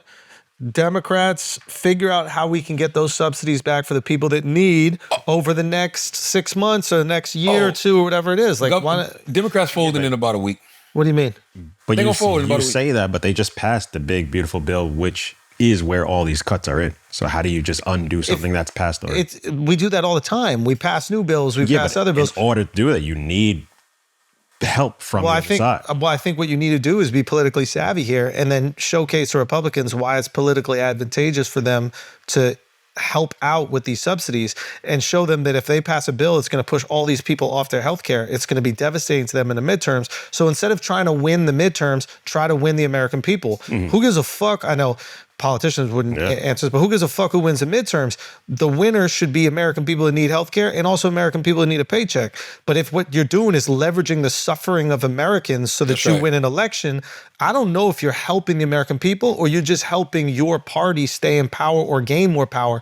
And to me, and I think to the average American, they would probably look at that as disgusting, just as they would look at the big, beautiful bill knocking these people off their healthcare as disgusting. Both of them are not caring about the American people in that, That's right. in that moment. My homeboy, who's a political strategist, he texted us this morning, or this was last night. He sent me the Political article about how Democrats face moment of truth as shutdown coalition phrase. And he put Dems going forward in about a week or so. He said, once them cards don't run, talking about the BBT cards and everything else, and them flights start fucking up, it's a wrap. Ain't no Obamacare subsidies in sight. And here's the thing. So they're not even going to get nothing out of this. Say what you want about Trump, but his support from his base far supersedes any Democratic leadership or support right now. Democrats don't Which even... I don't understand. I'm going to be honest with you. Regardless of understanding or not, like, you would acknowledge that there isn't like a figure in the Democratic Party that everybody would just go, yeah, we got that guy. That guy's got our back. We support him no matter what. So when you don't even have somebody that's at the helm that people trust... None. And Well, the Republicans know this. Why isn't healthcare that issue, though? That's what's always confused me about America. You can't find anybody in America who likes their healthcare. It's not like even rich people have great healthcare. Yeah. Everybody's healthcare sucks. And the further down you go, the worse and worse it goes. And most countries of a similar status to ours have great healthcare. Yeah. So when I explain to people what our system is from other countries, they think I'm making it up. They can't believe that a country this wealthy. Chris, you know what? You're right, but you know why we can't have the healthcare conversation right now? Why? Because the government shut down and niggas can't pay their bills. Okay, but this is a conversation that's been going on my entire life. Yes. My question is, same thing with guns, man. It's why isn't that the one issue that everyone's like, get we money have out of politics, bro. We have a stake in this thing. Get we money out of all have the politics. same things. Get money out of politics. It's I simple know as what that. their given reasons are. It's a fear of socialism. No, right? it's not. How many people have healthcare in America? I don't even know what the number is. That's what I'm saying. Chris. No, that's 1,000%. A lot of people have no healthcare. Yeah, but the justification they might say is like socialism, whatever this shit is. But like the reality of the matter is that there's a lot of money in lobbying against these things. Right, and the lobby started in the 1950s to push back against communism and socialism. That's where the whole... It was a justification in that moment. Yeah, the whole healthcare lobby they started. used that Red Scare as a way to justify the policies that they profit from, for sure, 100%. But like, I think there's actually an interesting thing happening in America right now where like we seem to be the most aware of lobby groups and how they affect governmental decisions that are not advantageous to the people. That's like, beautiful. Right? Like that's beautiful. You've seen it with AIPAC, right? You're seeing it. I hope we start to see it with the pharmaceutical lobby. I hope we start to see it with like the healthcare lobby in general. And the more we understand that these groups are lobbying against the best interests of the majority of Americans, I think the less power that an influence they'll have in government because we start to go, oh, like when you call Hakeem Jeffries, whatever, like APOC Shakur or whatever, I think we start looking at these other candidates that are taking millions of dollars from the healthcare lobby. We start to go, oh, you're just the United Healthcare guy. You don't actually care about the American people. And that's a very good thing that's happening. It's not something that happens overnight, but I think the end result of that is you can't keep poking the American people in the eye and expecting us to think that we're having trouble seeing. Right. There's something poking us, and that's why. Pause. You know who some of the biggest lobbying groups are? What's that? The United States Chamber of Commerce, right? So they do the largest business trade association. The National Association of Realtors. Ooh, that's interesting. Yes. Pharmaceutical, we knew that. Pharmaceutical Research and Manufacturers of America. Used to be tobacco. I don't know if it is anymore. American Medical Association. And American Hospital Association. APAC is number 5. Yeah. So like here's the thing with the lobbyist groups. Where's the NRA on that? They're not even in the top 5. And you know what's so interesting about lobbyists? I was thinking about this the other day, and I said this to I think Governor Josh Shapiro when he was on. Maybe it was Josh Shapiro. I don't remember. I don't know if I have a problem with lobbyist groups. Meaning, like, you know, I hear some people say, "I'll never vote for a person who takes $1 from AIPAC." But by the way, it's more than just AIPAC's not the only pro-Israel lobbyist group. Yeah, for sure. I think that I don't know if I don't think I would go that far to ever say I wouldn't vote for somebody who wouldn't take money from one of these organizations, because if that's the case, you're not going to vote for anyone, right? Yeah. But I don't think I have a problem with how much money you take if you're not beholden to the lobbyists. If you're still able to put people over the lobbyists. People don't give you money to. People don't give you money for you to do what you want to do. You know, right? Right. I mean, that's if you want to take this. I forget what the number was. $130 million donation to the Pentagon this week. Oh my God! What's up with that? You think somebody gives Trump $130 million just to hold you over? There's a fucking mass. I mean, who is this person? And how do we even know that the military is going to get a dime of that? How do we know that this person isn't have access to defense contractors and isn't going to get paid? I mean, it's like open bribery. Whenever someone gives you money, whether it's a lobbyist or even worse, a situation like this. They want something from There's it. an expectation. What's the saying? There's no free lunches, right? Yeah. There are no free lunches. Okay, so let's go back to the whore analogy, right? Yeah. If you give a girl some money or you buy her some nice gifts, she don't owe you no pussy. Right, but you might be upset if you don't get some. Okay, you just move on to the next girl. And then you might not give any more to that girl.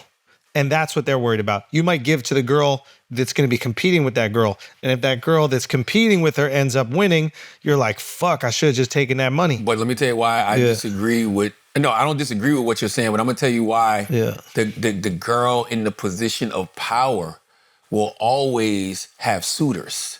So as long as you stay in that position of power. So if I'm the guy that takes money from these lobbyists, but I'm not beholden to them. In fact, I'm telling people, this motherfucker gave me such and such and such, but I don't give a fuck.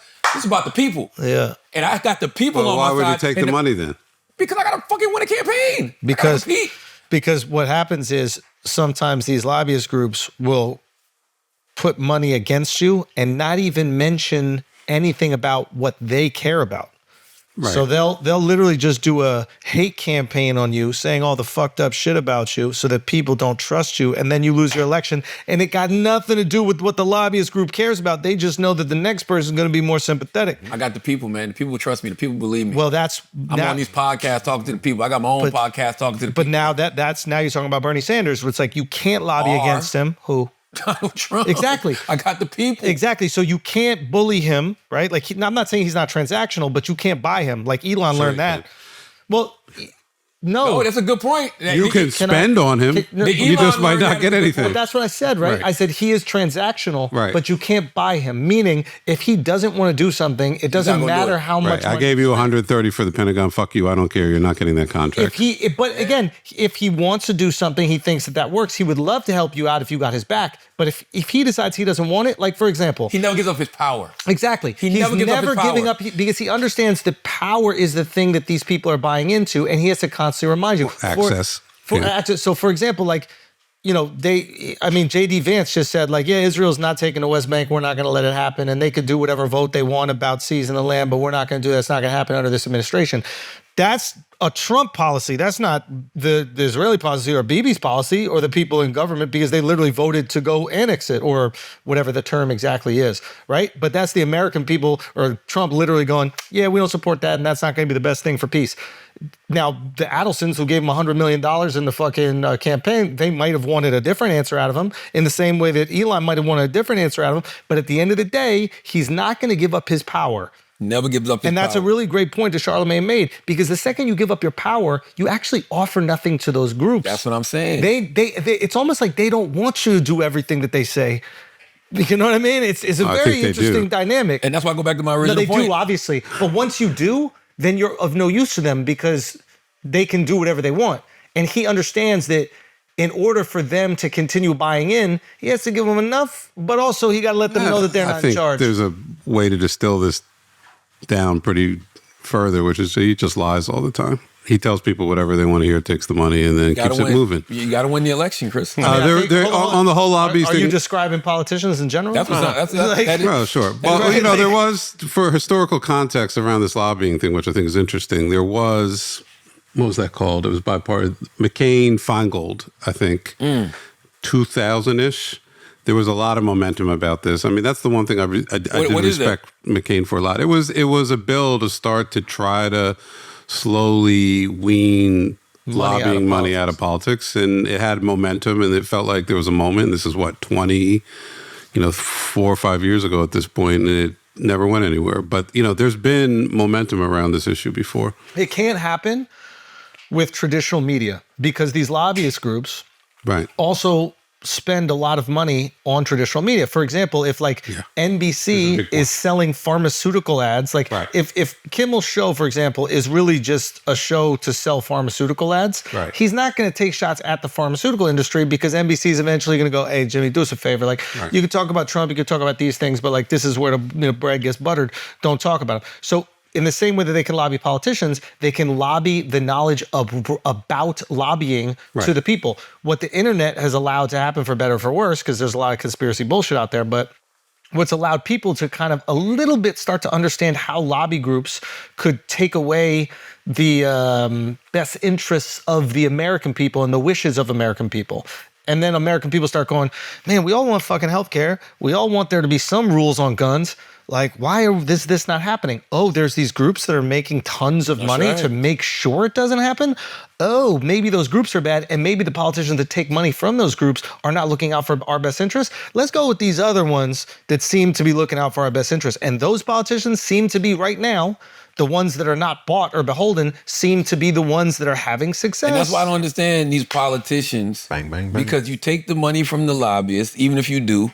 Don't give up your power. My power is still with the people. So yeah, I'm going to take your money so I can compete against these other motherfuckers, but I'm not going to do your bidding. And guess what? When I don't want to do your bidding, and I tell you that up front, and you tell me I don't want to give you no money, guess what I'm going to go tell? Tell everybody. Every fucking body. I'm going to be on every podcast telling everybody, the NRA tried to give me such and such, and I was going to take the money because I need to compete against these people. Yeah. But when I told them, no, I'm not going to do your bidding, they said, well, you're not getting no money. So hopefully the people could say, well, here's $5 for your campaign, and you can make up that money through the people. But so go back to my original question. Do you have to be beholden to these lobbyists? I think That's still a huge risk though. Because not really. No, you don't really. What I would say to them is I'd say to the NRA, I'd be like, listen, you can absolutely donate to my campaign. I would never be in politics, but you can donate to my campaign. I believe in the people's right to bear arms. I believe in that. But I also believe in common sense gun reform. Common sense gun reform, and that's something I'm support. Now, if they go, well, then we can't really give you money, I say that's fine. But if you do give me money, hoping that you can kind of weasel me into some shit, you're going to find out that you're not able to. And then if you pull back the money, I'm going to say, hey, that same lobbyist group, that same company that is giving money to my competitor in this race, they gave money to me. And the reason they pulled that money is because I wouldn't do the thing that I said I wouldn't do. Bro, the NRA doesn't even donate to Democrats. Yeah, they know. Look it up. They know. They haven't donated to Democrats in years. I'm talking. Look it up, Chris. But you know what this is? When the last time the NRA? I mean, they haven't donated to Democrats in years. I bet you since 2020. No, I think before that. I bet you around that. Maybe, I think Bernie was actually, I don't know if he took money from the NRA, but he was pro-gun, not because he was, but his constituents were. So what I would say to this is I think back in like the year 2020, if I'm not mistaken, maybe even 2010, there were 40 Democrats in Congress that were against abortion. Democrats. Joe Biden, when he was first a congressman, was against abortion. Now there's not a single Democrat that is against abortion. Damn. What has happened is that politics have become so polarizing that there is only one way that you can be in business, either on a Republican side or a Democratic side. Right. And that is you have to pass the purity test of the party. The party has certain tent poles that you need to walk through. And if you're not willing to walk through, you have no chance. And that's a problem because now you don't have the fluidity within the party that you used to have. You used to have Democrats that believed in all these issues for working class people, but they might be religious and they might, not support abortion in the same way, right? And that is actually, I know abortion is a very touchy subject, but that's actually important for having a larger tent for people to fit in. And that's the problem right now. You can't build a coalition because nobody passed the purity test. You do one thing that the party doesn't like and they throw you out with the trash. You were right about 2020. It says the NRA now overwhelmingly supports Republican candidates' committees. The last meaningful, though still small, contribution to Democrats came in the 2020 cycle, $13,800. 2020 is when it all stopped. Something happened in 2020. But I mean, even then it was super small, $13,800. Of course, but I think something happened after that where just the polarization. And it says the NRA's political financial support. It was it was a shift near a total realignment of the NRA's political financial support to one party, Republicans over. And that's go out. If Zoran wins, that's going to be huge for the Democratic Party because that whole passing the purity test is going to be out the window. Well, it depends if there's another purity test for him, and that might have different rules, but I agree with you. The rules for his purity test might be like no money from billionaires, no money from PACs, Oh, no, et I just cetera. mean from establishment Democrats. It's like, yo, shit. He has so much support. We have to make our umbrella a little bit bigger. Oh, look at that. Hold on. Look right there. During the night, it may be hard to remember, but there was a time when the NRA was a bipartisan organization. Yeah. During the 1992 election cycle, the NRA contributed 37% of its congressional campaign donations to Democrats. Republicans got the lion's share. 63% of the $1.8 million the group gave that year, but it was not as if the NRA was a pseudo wing of the party. By 2016, that had all changed. But so, what I was just thinking, so why aren't Democrats harder on the NRA? Why don't they go harder on the NRA? They don't. It's not like they need their fucking money. They're not getting none of their money. So what's keeping them from actually going at the NRA in a real I think way? they go pretty hard at the NRA. You think so? I mean, some do, but I think there's a lot of their constituents that don't live in the inner city that actually do like to have a gun to hunt, do like to have a gun to protect their home. I know you're an independent, but you believe in... I believe in my right to bear arms, but I also believe in common sense gun reform. Of course. And I believe some of these guns don't need to be on the motherfucking street. Of course. I think 80% of Americans agree with that. Yep. But I think what we're witnessing right now is that because of social media and because of the internet, back in the day, the only way to get ideas out there to the world, you had to put them on certain existing platforms, i.e. like a nightly news show or something like that. So your ideas couldn't be so radical, right? Because you knew that you were feeding them to massive groups of people that had different political values, right? So you had to kind of shave off the edges a bit. You had to make them a little bit more palatable, almost for Republicans and Democrats. Everybody was just a little bit closer. Now with social media and the internet, you could just speak directly to your interest group and nothing else. So politics, and not only politics, every issue has become so polarizing and so extreme because you don't even have to care about the people who may disagree or who may be on the fence. Matter of fact, trying to be nuanced right now gets no algorithmic support. Trying to be all things to all people gets you nowhere. Or not even all things, literally just trying to have a nuanced, thoughtful take ends up pissing off both extremes because they're so radicalized in how they think about things. Yeah. So the way that we consume information, which is algorithmic clips, there is no portal to reward thoughtful, nuanced takes. The algorithm doesn't reward it. Nobody's hey, I'm swiping my phone late at night. You want to see some crazy shit. You're not going, oh, what is an interesting nuanced take about gun control or an interesting nuanced take about healthcare and its costs? You're just going to the wildest ones. And then people gravitate towards that in general when they're creating content. And now we have these polarized world where there's 100 different silos of different opinions that are the strongest possible opinion that it could be on each topic. And nobody's talking to each other. And nobody really feels fully represented. You feel represented in one thing and then completely disagree about the next. Yeah, you're right. If this was a design from a foreign country to destabilize another one, it is. It is. It would be Definitely is. perfect. I agree with you, Chris. Chris been saying this for some years, and I agree. I agree with him. Whatever Russia or China, whoever the fuck they did, the way they made us start having discourse, it literally changed our cognitive. an army. It changed You our don't need a cognitive fucking army. abilities. Bro, you don't No. need it. I mean, An army. that's what the whole, in my opinion, that's what the whole Saudi Arabia comedy show thing was. Nobody's talking about it. I told you 2 weeks from now, nobody will talk about it. There isn't a single peep on the internet about it, not a video, not a comment, nothing. To me, what I think it was is I think there was foreign countries that didn't like that this could potentially happen, or even maybe internal. I think they bot farmed the fuck out of it. And I think American, like, TikTok political commentators started glomming onto it because they're like, oh shit, this feels like a story, and then there's views. And the comedians started talking about it. But the second the bots stopped reinforcing everything, the story died. The next week, the tennis guys are doing the tennis match in Saudi Arabia, and nobody says a word. No The idea day what. after that, Shaq is there for, I think it was maybe the tennis match. Speed is there. Mr. Beast is doing a video there, and not a single conversation, not a single video, nothing. I think that the biggest issue with the era that we're in, because of whatever psyop has happened on social media, it just makes all of us think in extremes. Yes. We don't play in the gray area at all. Like, no, like that. To me, that's what critical thinking is. Like, I can hear something over here, hear something over there, and then form my own opinion. Like, I would never do X, Y, and Z for X, Y. Like, that's not true, bro. Like, like and the AIPAC thing is a good thing. Like, I'll never take $1 from, I'll never vote for somebody who took $1 from AIPAC. Or you might as well say any pro-Israel lobbyist. Yeah. So you're going to be sitting out elections for the foreseeable future. So what does that mean? So does that mean in 2026, is this election not important? Yeah. In 2028, is that election not important? You also, what are we talking about? There's a virtue signaling to that too. And you put yourself in a corner is what I'm saying. You put your own self in a corner. Where you no longer can impact the course of the country. Yeah, 100%. But I also understand people like feeling like I don't want to support this thing where I'm seeing tax dollars go to something that's not to the benefit of that. 100%. But I'm not going to say I would never vote for a candidate that took $1 from them, because I guarantee you, when 2026 and 2028 comes around, you're going to vote. When you're going to look at the people who all of them is taking some money from a pro-Israel lobby group. Or the other thing you could do is be like, why don't they just register as like a foreign lobby group? Like, because there are plenty of them. Like Qatar has one, it spends millions and millions of dollars. And like, I imagine every single country has a different one.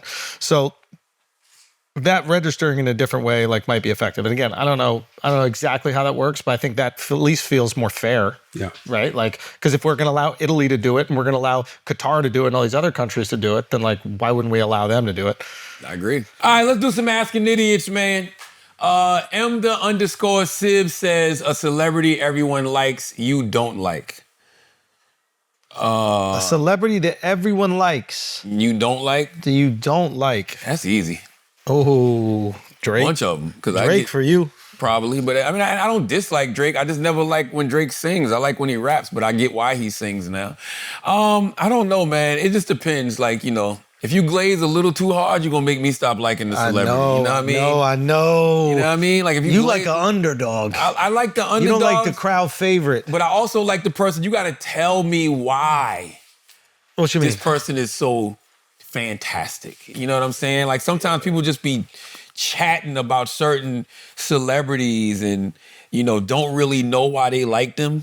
They just like them because everybody likes them. It's trendy to like them. Yeah. Oh, I Taylor Swift. Oh, really? Yeah. Oh, wow. I thought her show was phenomenal. We already talked about this. I know. I thought her show was phenomenal. But I don't dislike Taylor. There's no celebrity I really dislike. Yeah, I'm trying to think. I don't really have that kind of energy for a celebrity. Yeah, there's no celebrity I dislike. I may not glaze like the rest, but I don't dislike too many celebrities. But you name a celebrity, I can have an argument about you why. I can have a contrarian argument with you. Who's someone that people don't like that you do? That people don't like that I do? A lot of people. Charlamagne. A lot of folks. This guy is devious, bro. Who like, you got to give me an example. Like a musician. We keep it in strictly music? We can. I don't know, because everybody I like, there's people that like them. That's the thing. The most popular people are very polarizing. Yeah. Like, it's a great question, but it's just tough. And I guess I'm a ride. It depends who it is. Like, I'm a ride for like Like if somebody argues with me about Cardi, I'll probably argue with you about Cardi, yo. Yeah, but Cardi's fire. But just because not only is Cardi a fire artist, you also know her. She's a good person. Yeah, like Yes. it's, You know what I'm saying? once you Like- know somebody, you're defending who they are as a human versus like somebody's perception of them based on tweets. I hate when people tell me I'm biased. It's like, well, towards Cardi. It's I'm like- not biased towards Cardi. I love Cardi. There it is. Yeah. Okay. But it's also like you I know love her. her. You're not All right? arguing. You're not arguing with her sister about her. No. You're arguing with somebody who knows the internet's version of her. Exactly. Not only has Cardi been super authentic since day one. Yeah. Since day one, we was just all on Instagram back in the day. She was super authentic. She came to my daughter's 16th birthday party. That's fire. Okay. You always, that's it. Never forget it. My daughter and her kids will never forget that. Never forget it. As long as they live, she will always be able to say, Cardi B came to my sweet 16. Cardi star ain't dimming no time soon. That's going to always be a thing. All right? So for all you people that say I'm biased towards Cardi, I'm not biased. I love her. Okay? Suck my dick. Talk that All right? shit. From the back. From Fuck the y'all. back. All right? I'm riding with Big Body every single time. They do that with me with fucking Rock Nation too. Oh, they but- say you're too biased for Rock Nation? Yeah, but it's not that I'm biased. Here's the thing, and to your point, and I've always said, you know, when you actually know people in the business, It's your different. perception will change. Yeah. The reason I like Rock Nation, Desiree Perez and Jay-Z and, you know, my man B-High and Emery and all of them is because I've seen them, I've watched how they treat people that can't do nothing for them. That is same thing with Cardi. Watch how certain individuals treat people that can't do anything for them. Yes, it's a true sign of someone's integrity. That's when you know if a motherfucker's a good person or not. Yeah. I've seen all of these individuals I just named show up for people, right? Show up for causes, show up for organizations, seeing people make phone calls and just let them know what's going on, and they show up anonymously, sometimes not anonymously. If people find out, it don't matter. They're for the people. Yeah. I like people who are for the people. I don't give a fuck what y'all think. Yeah. You know what I mean? Y'all don't see what I see. Yeah. Haven't been around what I've been around. That's why I ride hard for certain individuals. Yeah, but you don't know anything, Charlamagne. I watched 3 TikToks that said different. Yeah, you watch 3 motherfucking What the TikToks. fuck would you know? With a motherfucker telling you that people sacrifice goats and mix it with hamster shit and then make a nice little paste and then put that in a fucking Beyond Burger. Then they go get a little piece of human hair, wrap it around their ear, and then they take a little earwax out of their ear, put that on the fucking human hair, then rub it between their toes, do 2-3 clicks, and then say, hi, hi, hi, ha, he, ha, hoo, he, he. Somebody died, and then they become a fucking superstar. So you think that's how shit works out here. Motherfuckers are really crazy. That's what they be doing on TikTok, yo. I wish Chris just ran in the door like, did you call me? But I'm just saying, yo, people just be fucking making up shit about folks, man, and it's just weird. But come on, dude. Like, wouldn't you rather just let some stranger on the internet make all of your opinions on the world Right. for you? By the way, that's a great point. Well, isn't that an easier way of It going is, through life? But that's a great point. And you know what you just brought up? That's such a great point. What's that? The fact that there are people on YouTube Yeah. that will tell those of us who are actually in the know that we don't know what the fuck we talking about. Yeah. Meanwhile, you at home in your motherfucking basement in Wisconsin, Wisconsin. Yeah. Okay, ain't never met a motherfucker coming to all of these conclusions based off what? Based off what? Man, shut up. I can't. By the way, and I want y'all to know something too. I want to tell one y'all. Say one more thing. If y'all think I'm in the Illuminati now, you just wait. I'm giving y'all a heads up right now. I'm giving y'all a heads up right now. Okay? I'm telling you right now, I'm giving you a heads up. We getting A-Rab money. If you think I'm in the Illuminati now, you just hold your horses, How long buddy. we gotta wait? How long we gotta wait? Yeah, I'm just gonna let the year play out. Okay. Just let the year play out, baby. It's Okay. already October, almost November. I'm just gonna let the year play out. Once again, if you think I'm in the Illuminati now, you just wait. Girl, y'all might as well start making your think pieces now. Get your YouTube videos Get 'em ready to hit send. cooking. Just go ahead and do it now. Just letting you know. What else we got? Which American city has the best food and culture? And this is from Empty Chair Tech. Without question, it's New York. Is New York is not even close. No, that's not true. It's not even nothing close. even close to it. It's not even close. Y'all need to get out of New York City. What's another city that has culture? I can name another new that has better culture and better food than New York. You say Jersey right now, man. New Orleans, motherfucker. Go to New Orleans. What I would say is, because I thought about that too. New Orleans has fantastic food and incredibly unique culture. It's like you feel like you're almost not in America, even though you are. I will say 100% love New Orleans, but it's got just that. That's what they asked about. Nah, food and culture. But it has just that. New York has 1,000 different foods and cultures that you can indulge in. Because y'all are a culturally appropriating city. Not appropriating. No. They come here. They come in. They're appropriating New York. Same difference. But New Orleans fire, bro. No, we love New Orleans. Now, But it's not I'm biased. New York. I'm biased because I'm going to say Charleston, South Carolina. Man, right? come on. But that's where I'm from. And I understand the Geechee Gullah culture and I love the food. But if I'm being objective. What's the culture? Bro, Eat a New raccoon Orleans. on the road? Geechee Gullah, bro. Geechee Yeah. Gullah, boy. We box you in your fucking mouth, boy. Box you in your mouth. You out here eating boonkie. Listen. Yo. New Orleans culture is so fire. It is. Just watch Cash Money and No Limit versus on Saturday. It is. And that was a phenomenal fucking It versus, is. bro. Not denying that. That's something new that just happened? Yeah, Cash Money, No Limit just had a versus on Saturday. That's how fucked up we are right now. Yeah. That the only thing that we all come together for right now is politics. Everything else that used to just be a gravitational force and bring all the people in to comment on it, that's done. They did it on a bad night. They shouldn't have did it on a Saturday. But I was leaving the South Carolina-Alabama game. I was leaving Williams-Brice Stadium, yeah. and we put it on in the car. But 5 years ago, or 3 years ago, that could be on any night of the week, and we all would have tuned in. That was we the were point. also at home, though. It has a point. And they used to do it during the week. Like Locks Dipset was during the week. Yeah, like, yeah. If you at home on a random Wednesday and Locks Dipset on, you turning that shit. Gucci Man Jeezy was a random fucking Wednesday and But Thursday. I miss monoculture. I miss when we all shared the same experience. Like it was the one nice thing about COVID is that anything that happened, it happened to all of us at the same time. Last Dance was all of us at the same time. Word. Any like meme or song or anything that went viral, a news story was all of us at the same time. Well, China, stop all this cyber shit y'all doing. Get back to the bio war. Let baby. us have a fucking monoculture Get back to the fucking again. bio war. Shit. Give us 3 months in the house. It was Cash Money versus who? No Limit.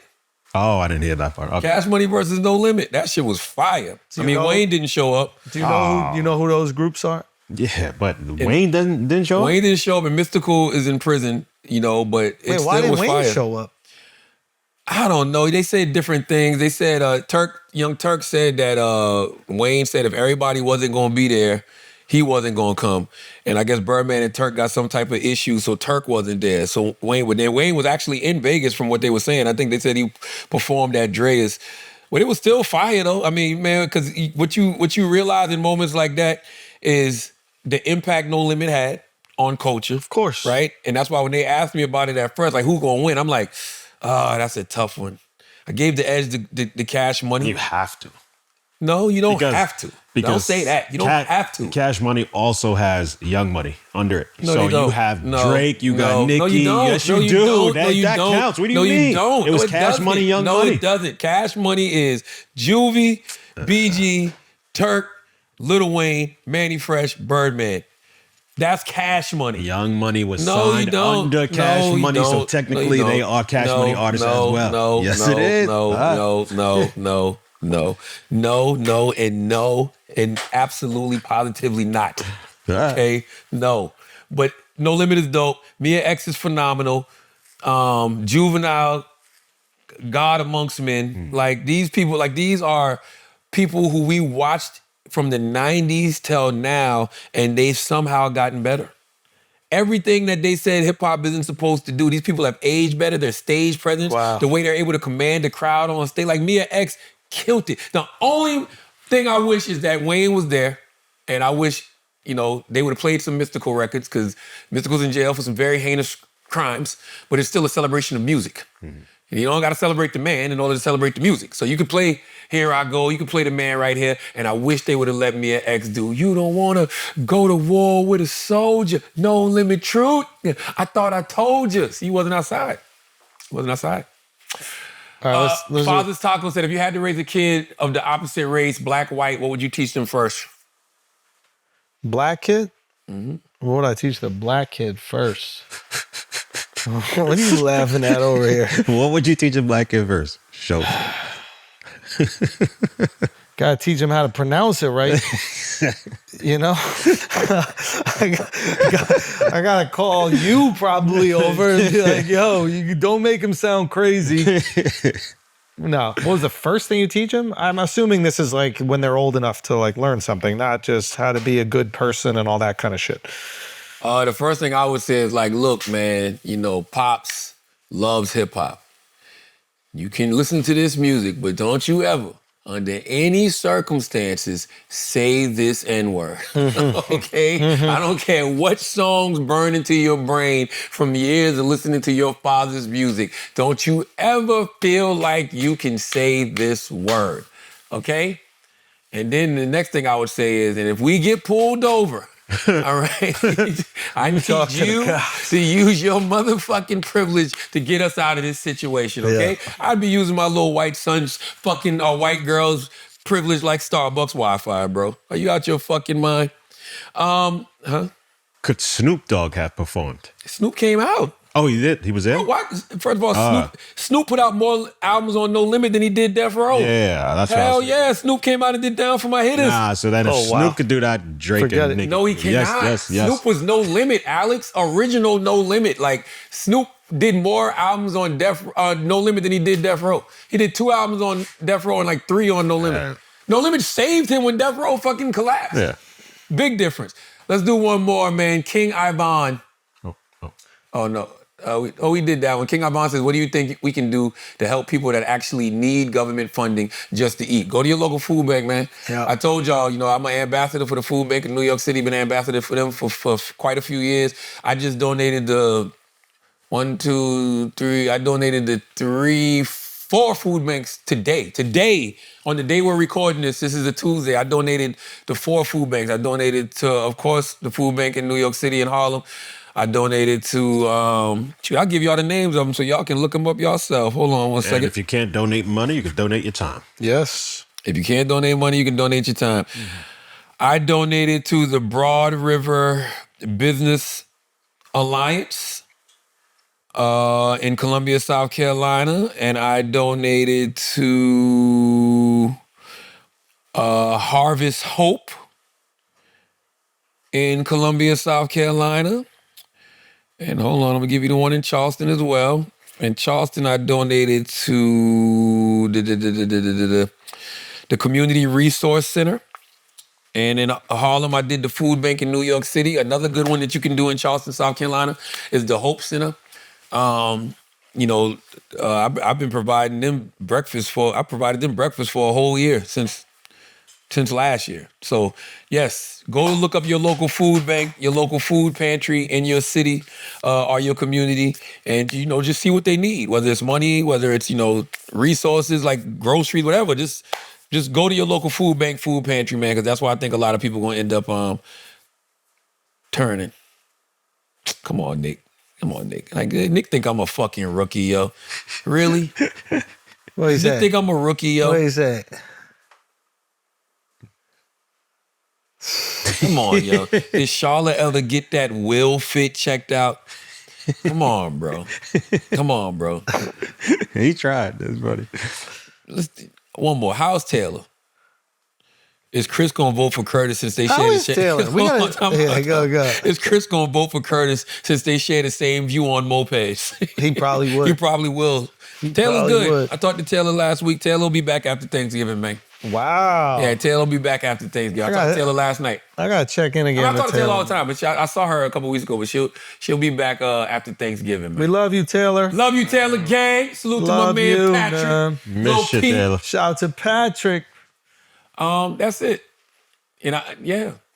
What do you keep scrolling for? Is that something you want us to answer, Alex? No, I didn't know if you want to do more. Oh, okay. No, I said that's the last one. You want to end with this one? This is a good brilliant All question. right, do that one. See if we can gum the other one. What's the other one? Gum down his dick. Oh my God! As always, you listen to the podcast. We're back! We're back! I As slow always. played that whole shit for an hour. I let that shit simmer like a curry. You had some nice little oxtail right there, my brother.